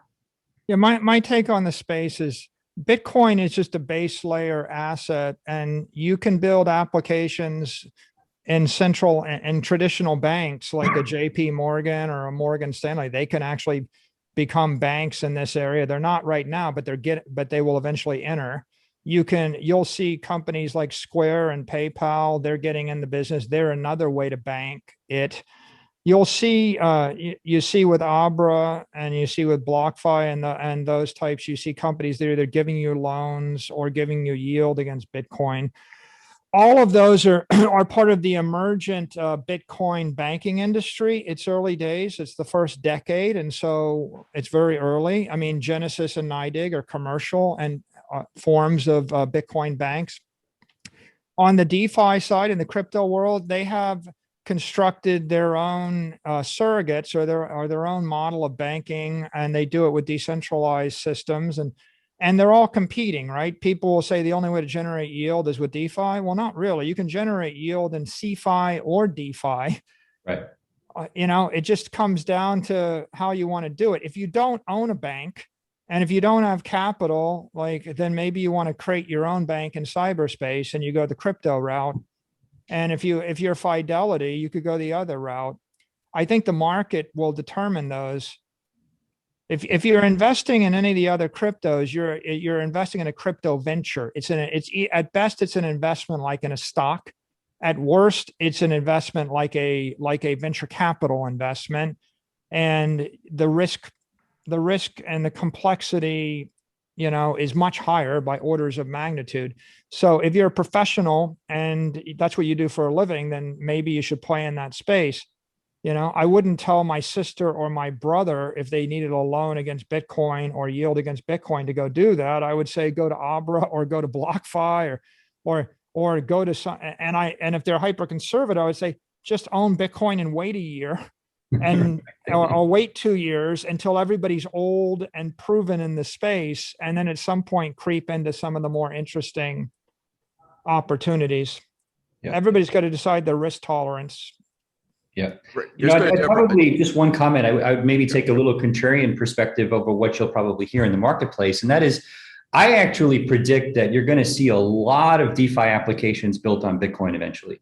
I think that as these layer 2 protocols that we've talked about, Michael mentioned Lightning, I talked about Lightning earlier, become usable, you're going to start to see sidechains and other projects that actually use Bitcoin for this as opposed to Ethereum.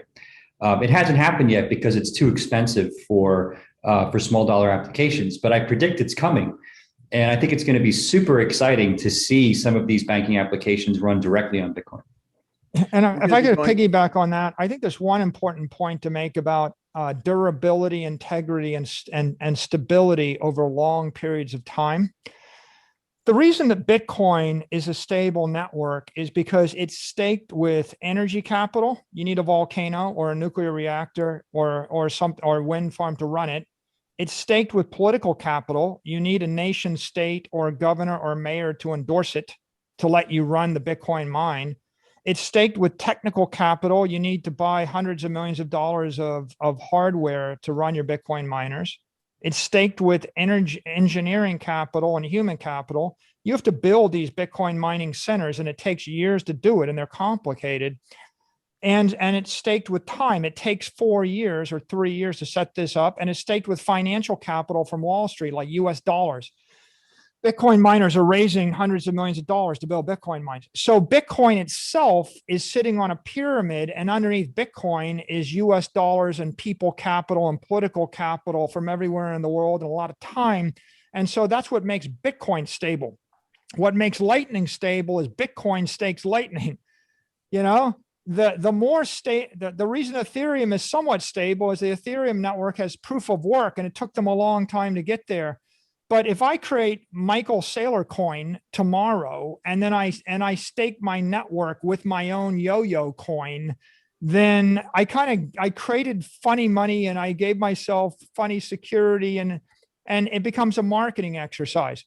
So to the extent that a network is staked or is wrapped with an asset that is not part of the network, if Ethereum was staked with Bitcoin, it's more stable than Ethereum staked with Ethereum, right? And Yo-Yo coin staked with Bitcoin or Yo-Yo network, you know, Square Cash has $10 billion of Bitcoin in it, right? Which makes Square more stable. And we're all more stable if we are relying upon some other aspect of the system. Bitcoin is thermodynamically sound because it takes so much energy and time to run the network, but it's politically sound because I can't sneak a Bitcoin mine underneath the governor of Texas's nose. The governor of Texas knows I got the Bitcoin mine there, and the governor of Texas passes a law endorsing it. And that means I've in fact got Texas or a nation state endorsing my network. And so that's an important mathematical concept here, or conceptual concept, when you're thinking about taking risk over the long term. If your time horizon is 4 weeks or 8 weeks, you know, if you're buying Dogecoin based upon what Elon Musk is going to say on Saturday Night Live tonight, you don't really care, right? I mean, it's a very short-term time horizon. But Michael, if you're looking at 100 years, you're thinking, I want nation states to support this. And not all of them all the time, but as long as there's a critical mass of nation states at any given time that support it, then you're stable. We're going to be going to Deborah, and then we're going to go to John Brock, and then we're going to go to our Abundance Digital community for through Nia. So Deborah, you're next. I'm off mute. So first of all, Peter, thank you for doing this. 2 hours has flown by. So it really has, right? Has this changed the way you're thinking about Bitcoin? It feels a lot more legitimate and nuanced and in some odd way. But yes, absolutely. And I see many, many potentials for investment here. Yep. Maybe not directly in Bitcoin, but in some of the platforms and functionality that's coming about. But my question is really thinking about unintended consequences, or, for instance, the impact on the environment. So we know that Bitcoin every year creates 11.5 kilotons of e-waste. So with every new technology, there's a good part and there's significant, change that can happen here worldwide. But how do you all think about the negative implications? So, the e-waste, what's happening there, and is there anything that can be done to mitigate that here in the early days? Yeah, I'll start. First of all, Bitcoin uses less than 0.1% of all the energy in the world and a quarter of a point of all the wasted energy in the world. So 99.9% of the energy issue is something else. And about 1/3 of all the energy in the world is just wasted in general. So if the world doesn't want to burn coal, it solves the problem by just shutting down coal. In terms of efficiency, Bitcoin's the most efficient industrial application of energy the human race has ever developed. If you think about it, we're actually moving pure money on an electric network.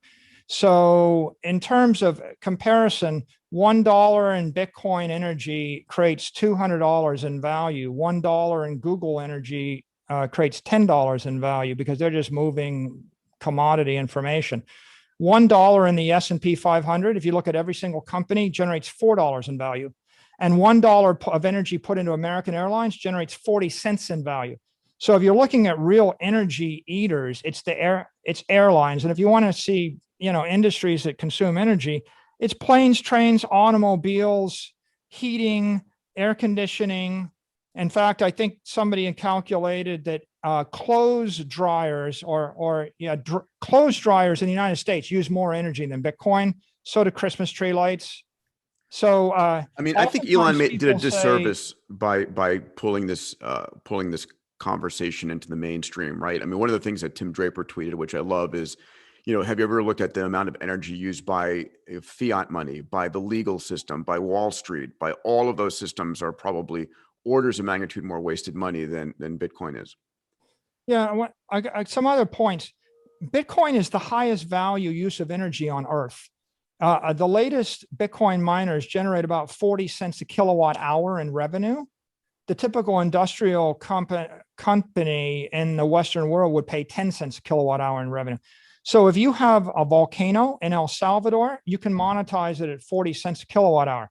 If you have a geothermal well in Iceland, or if you have a nuclear reactor in Greenland, if you have any stranded power, if you have a dam in the middle of Africa and you want to monetize it, it's your single best hope to monetize stranded energy, to recycle wasted energy, and to catalyze renewable energy.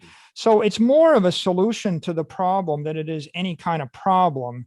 And if you, there's one last interesting dynamic here. Google can't put a data center in Iceland because they can't monetize all the energy, and they need high bandwidth lines. A typical data center like AWS or Google, it needs super high bandwidth, triple redundancy. And so you would never put it 1,000 miles from civilization. On the other hand, with a Bitcoin mine, you could put it 1,000 miles from the nearest human being on a very thin pipe. You could monetize the entire nuclear reactor or the entire volcano, and you could generate prosperity for a country like El Salvador, or you could you want a wind farm, put it 10,000 miles from the nearest human being and let the wind blow, because Bitcoin monetizes intermittent energy too. So it's a pretty effective technology. And in my opinion, the most efficient way to convert energy into prosperity the human race has yet come up with. So it's really sad when people criticize it for being environmentally unfriendly. The only truth is it's the single most valuable use of energy on Earth. So you can justify, you can unmothball any energy plant. Yeah. But if you choose to fire up a coal plant in Manhattan and the mayor of New York does nothing about it, it's not the Bitcoin network's fault, right? And right. What just happened yesterday is the Chinese are clamping down and they're shutting down all the Bitcoin mines running on coal power plant in their provinces, and the network's cleaning itself. So the political process naturally will shut down the dirty power and will migrate all the mining to clean renewable energy where it's politically accepted and supported. So that the problem works itself out over time. if we just let the process work. Yeah. We should also mention Thank the e-waste point that you raised, right? So e-waste is separate just from energy consumption. It's true that the vast majority of energy consumption for Bitcoin is via energy that was being created anyway. There's very little incremental new energy production because of Bitcoin, almost none. On the e-waste side, however, every report that I've read incorrectly explains, and I've talked to the miners themselves about this, and they said they don't understand why people are, they actually don't care because they have no incentive to care. But when I talk to them directly, they're like, we don't understand why these people writing these reports don't understand and don't ask us questions about the basic model for what happens when chips become outdated. It doesn't become e-waste. In the vast majority of cases, when you have a gaming rig, let's just talk about games, okay? If you have a gaming rig that you can no longer play a game on because the CPU or the GPU is outdated, you don't throw out the entire rig, you replace the chips, okay? This is what's happening with the super large mining facilities. They upgrade. They don't throw out all this stuff to become tons of waste. Every report I've read on this has this incorrect. But the miners don't complain because they honestly don't care. They're going to do it anyway. So just because somebody who has an agenda writes that a metal box that's being used on Monday might get thrown out on Tuesday doesn't mean it's true. It turns out that when we dig in, we found out these things aren't getting thrown out. We should probably take the other questions. Yeah, let's go to John Brock next. John. Hey, Peter, Michael, and Bill, thank you for being here. It's great to be on here. And I think you've clarified some of this for me, but I'd still like to ask the question. I mean, what stops the U.S. from either banning, creating their own coin, or even pushing this more forward? Because it almost makes them have to be fiscal responsible, and that's almost impossible for most governments. Yeah, I don't know. Let me just take this one first, because I've spent a lot of time writing about this issue on banning Bitcoin. Look, I mean, at the end of the day, Bitcoin is software. Right? I mean, let's get into the nuances of what it is you would be banning. Bitcoin is software. The Supreme Court has talked about this over decades, right? Software is effectively protected free speech in the United States. Okay, that ship has sailed. Now, China is another issue, as we've talked about before, right? The threat of going to prison when you have a network where every packet is read is a totally different story. Okay, but in a market where you have a very clear delineation between what is free speech and what is not, there's simply no way. Now, you can regulate banks that touch the custodians, but you're never going to have a law that protects that prevents you from storing ones and zeros in your pocket. It's not going to happen. Okay. Yeah, the other thing on the central bank currency. At some point, the U.S. will issue a digital dollar, as the Chinese are talking about. But that will not create, in and of itself, sound policy. That will just allow the government to bypass the banks to distribute currency. The ability to print more of that currency is going to remain. Nothing is going to change. It will just be easier to distribute. That's the only thing that's going to change. Yeah, I would say that the government will print currencies, and the digital dollar is going to spread to billions and billions of people around the world. And again, it doesn't really threaten an asset because the currency is the currency, the asset is the asset.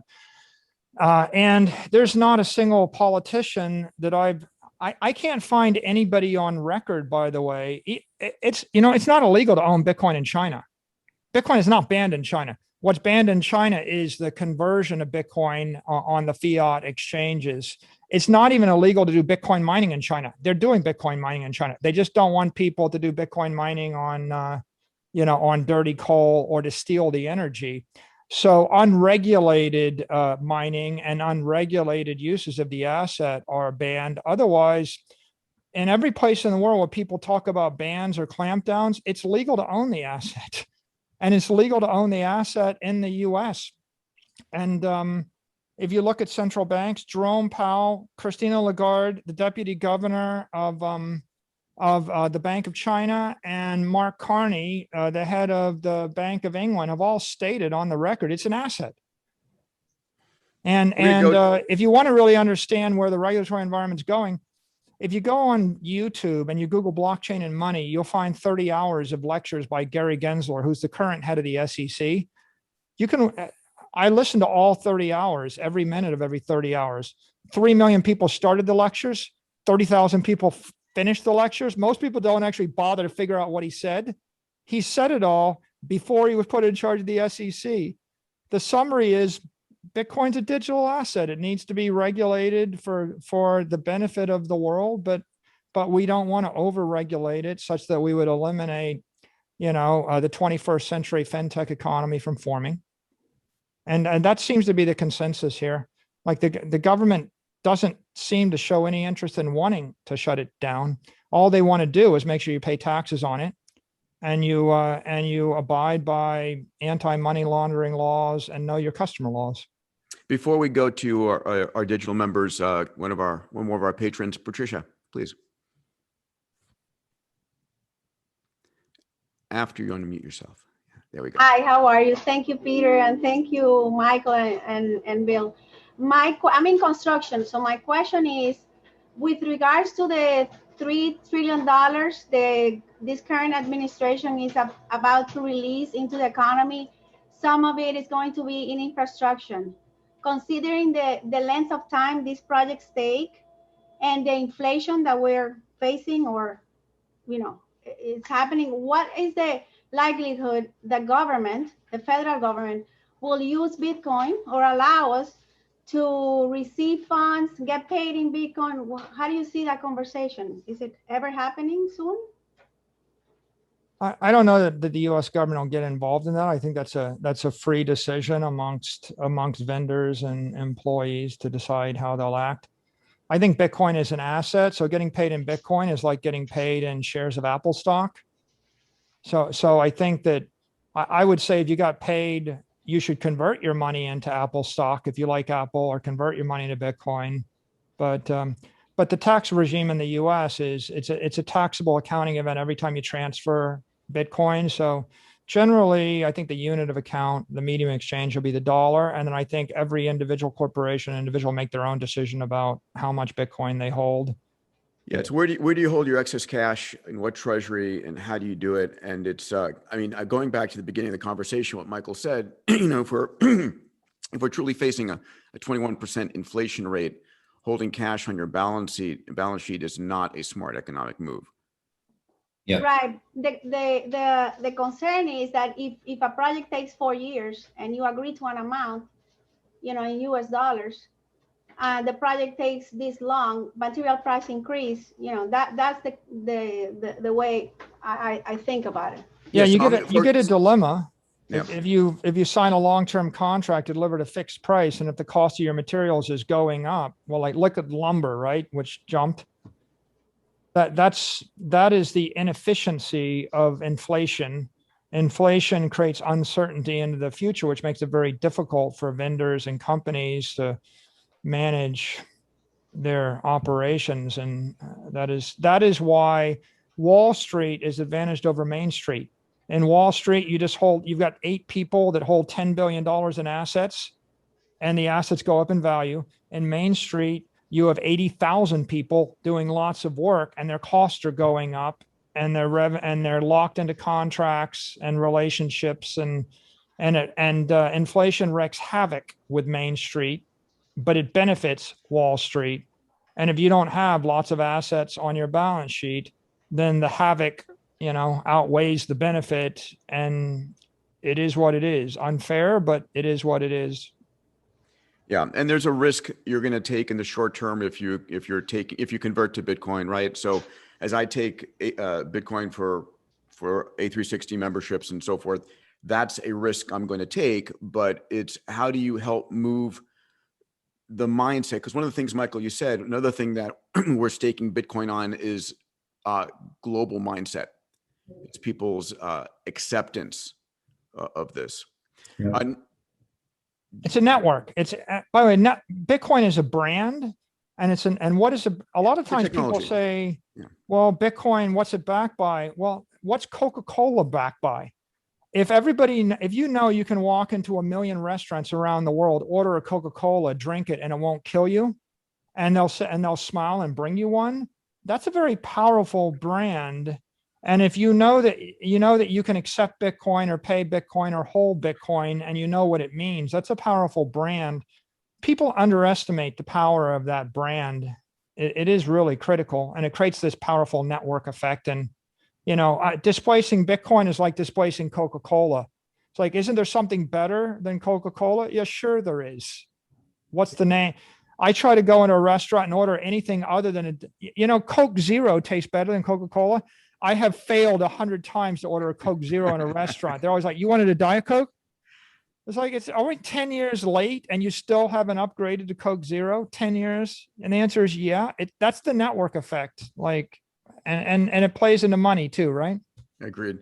All right, Nia, let's get to some of the Abundance Digital members, please.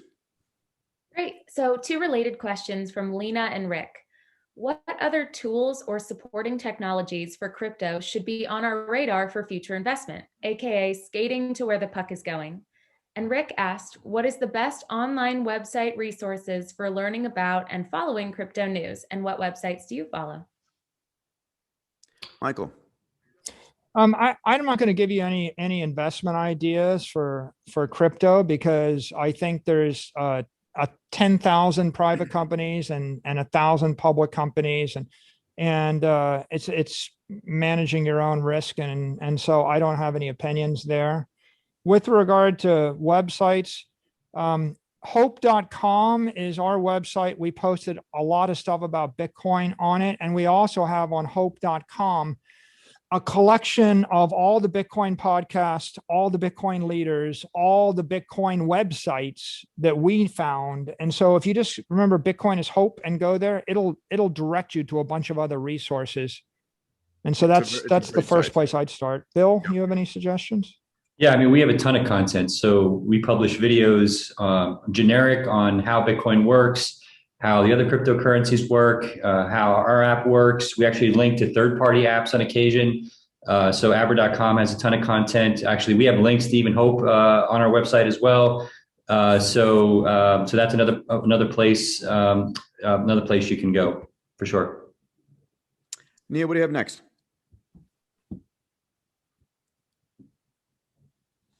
One moment, I was on a different screen. Let's see. I had one from Melanie. How will the advent of quantum computing affect Bitcoin and the security to one's private keys? Great question. Yeah, sometimes this pops up. Generally, it's just FUD spread by some other crypto project that thinks they've got a different algorithm and they just want to create anxiety. I think the generic answer is technology is advancing and software techniques are advancing, and the Bitcoin network is being upgraded all the time to address software threats and opportunities. And so in general, I'm not concerned about quantum computing as a threat. I think that the Bitcoin network is the most secure network in the world. And over time, if somebody comes up with some hacking idea, they'll probably hack a centralized app first. Like, for example, Twitter got hacked and the hackers took over the president of the United States account, and they could have started World War III. And they did it with something which is 1 billion times or 100 billion times less powerful than quantum computing. So yeah, there'll be security threats, but Bitcoin's by far the most secure thing we've got in the universe right now. And it's upgrading in the software and the hardware all the time. So I think— And the algorithms that Bitcoin uses are upgradable. So, we're probably 25 to 30 years away from computing hardware that can crack, the digital signature algorithms Bitcoin uses. And at that point, we will have long since upgraded those algorithms anyway. Just like the network is undergoing an upgrade right now to this new technology, Taproot. There will be others in the coming decades as well. We've got 15 minutes left in the 2.5 hours, and this has flown by. We'll take more questions from digital and from the members if you have. Just raise your hand. But Michael, what hasn't been said? I mean, you've delivered this in beautiful analogies and probably the clearest messaging. And I think the thing I want people to get is this isn't just about the first world. It isn't just about us. It's about how do we create a more stable world.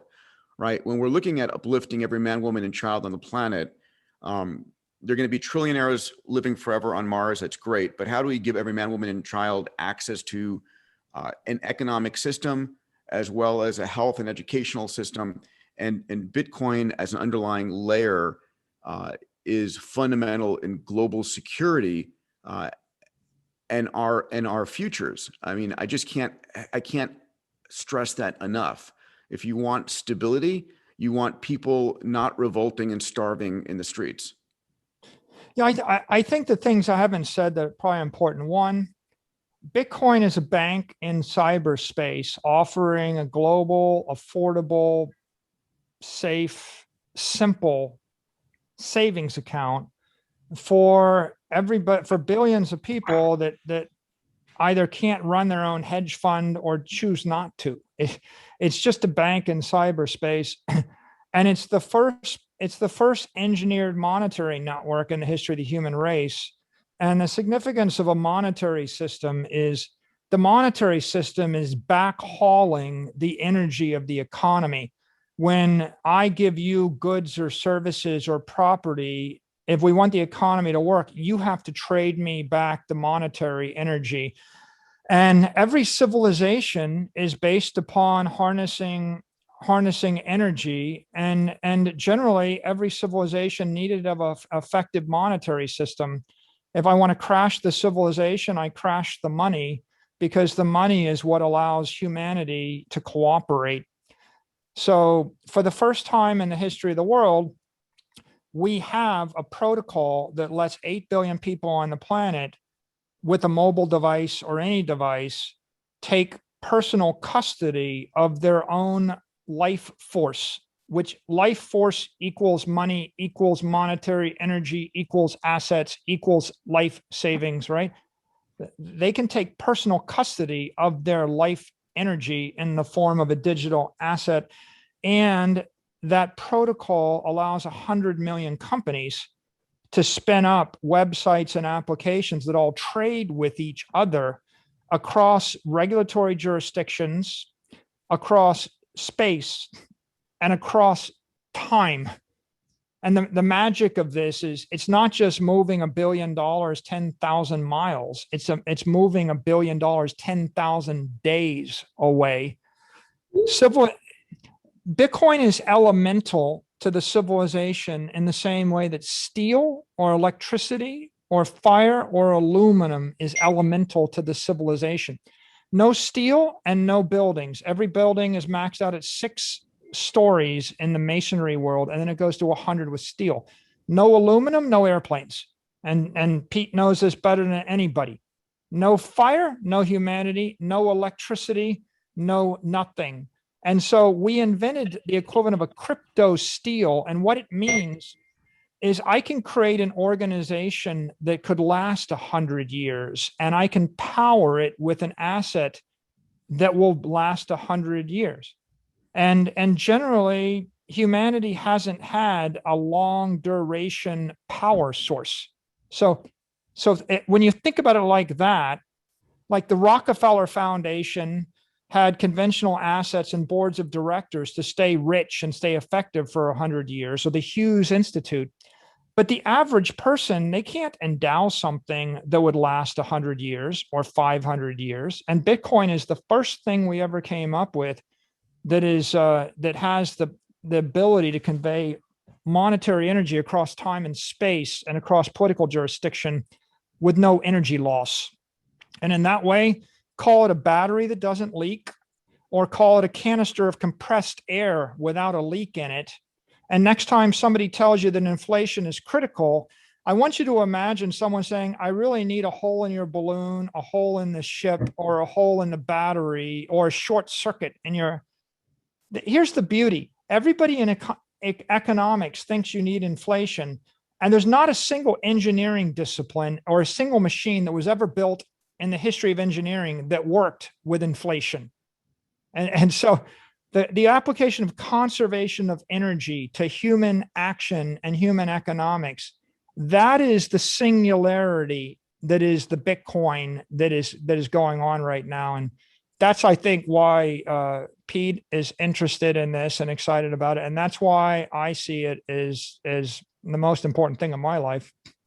It's funny, one of the reasons people don't talk, the average mainstream American consumer doesn't spend a lot of time complaining about inflation, right? The reality is 90+% of dollar stored net worth is gone, right, over the course of a lifetime. But the biggest challenge is that most people are dying at such a young age that it doesn't manifest itself in a way that matters for the average person. But you start to integrate longevity into this conversation, all of a sudden it has a whole new meaning, right? What happens when people are living to 125 or 130 or 140? It totally changes the dynamics of what inflation means, what money means, what sound money means, et cetera, et cetera. Bitcoin is immortal sovereignty, right? The general idea, the reason it's got a quasi-religious overtone is you're achieving immortality in cyberspace by creating something that is self-replicating like DNA. We're going to take a couple more questions here in the last 10 minutes. Nia and then Eli. A question from Greg. I co-founded Impact Scope, an MTP of bringing cryptocurrency and blockchain to carbon negativity, working with crypto exchanges, building APIs which provide their customers with the opportunity to offset their transactions with high quality carbon offsets in real time. Do you support this type of initiative and or have other initiatives or suggestions to tackle this critical issues? For example, ways for encouraging that mining is done with renewable energy.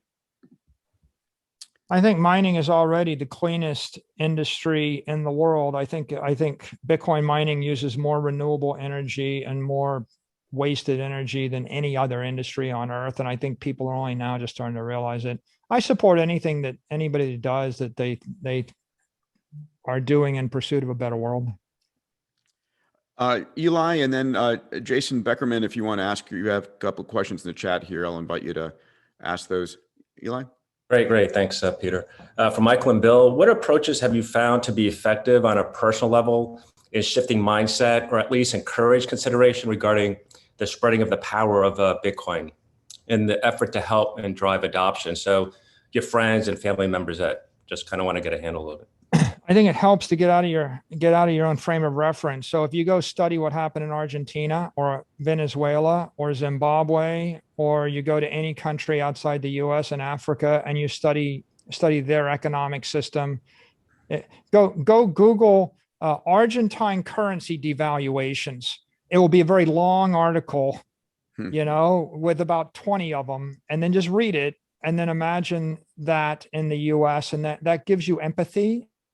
So it stretches your system. I mean, engineers know that, the gravitational constant is the same in the US and on the Earth, but on Mars it's different. And so because they know it's different in different places, they have a much more open set of mathematic protocols. Sometimes we just get very myopic and we just imagine only life in our little sphere of influence, and we start to cut corners and make assumptions that we shouldn't make.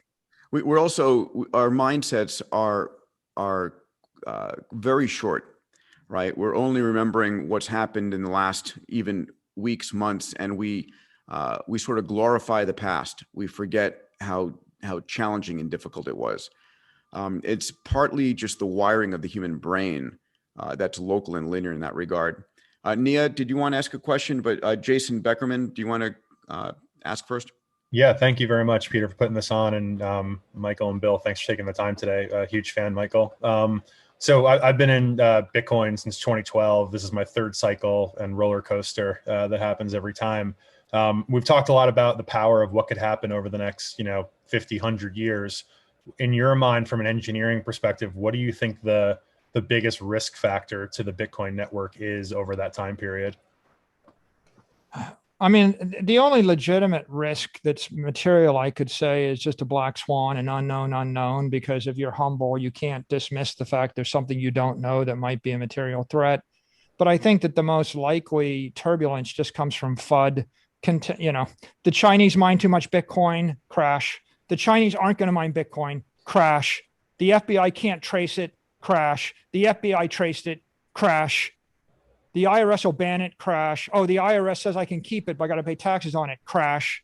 Right? I mean, it's just continual, anxiety due to some news because it trades 24/7, 365 on leverage. And on Twitter, someone amps up something on Sunday morning and it does something. So I think that's the most likely, headache. At what asset class level do you think the volatility starts to taper off to the point where it doesn't, swing the way that it has over the last 3 cycles?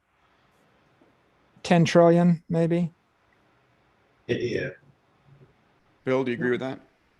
On the volatility question, probably I would have said probably 25, but it doesn't really matter. I mean, at that point, I mean, it's certainly going to asymptotically, approach some other number as we grow. But yeah, somewhere in that range. And Bitcoin, yeah.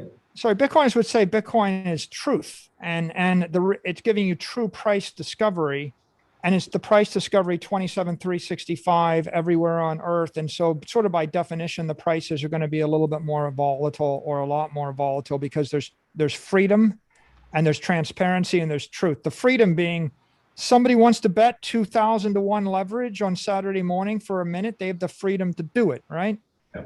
So that freedom plus that truth makes it a little bit more volatile, but I think that it's clear that it's less volatile today than it was 3 years ago. And I think that every single time it grows by a factor of 2, 3, 4, it'll get less volatile. And once it gets 10 to 20 trillion, it'll still move. Yeah. Volatility is the price we pay for winning. Right. As I say, Tom being on the Brady, front lines. LeBron James, they're the most volatile players, right? Yeah. The winners are volatile. Yeah. On the risk issue, though, I Michael and I have talked about this. We may disagree a little bit on this, but I think one thing I would like to see a protocol upgrade on in the next 5 years, and that's how long we have to think when you have a non-centralized governance structure, is this issue of privacy and fungibility. And I think this is it's not a systemic risk, but I think it's a limiting factor that I would just like to see go away. And that governments would have no say in this idea of whitelisted addresses and blacklisted addresses and all this other bullshit. And the easiest way to deal with that is just address the fungibility issue, do a series of network upgrades over the next 10 years, and slowly, right? And the issue will go away. Bitcoin will work just fine without it, but in my opinion, it will work a little bit better with it. And it's not a systemic risk, but it gives governments fodder to meddle in something that they don't totally understand. And if you remove the opportunity for meddling, the network is going to be, even more usable at the end of the day.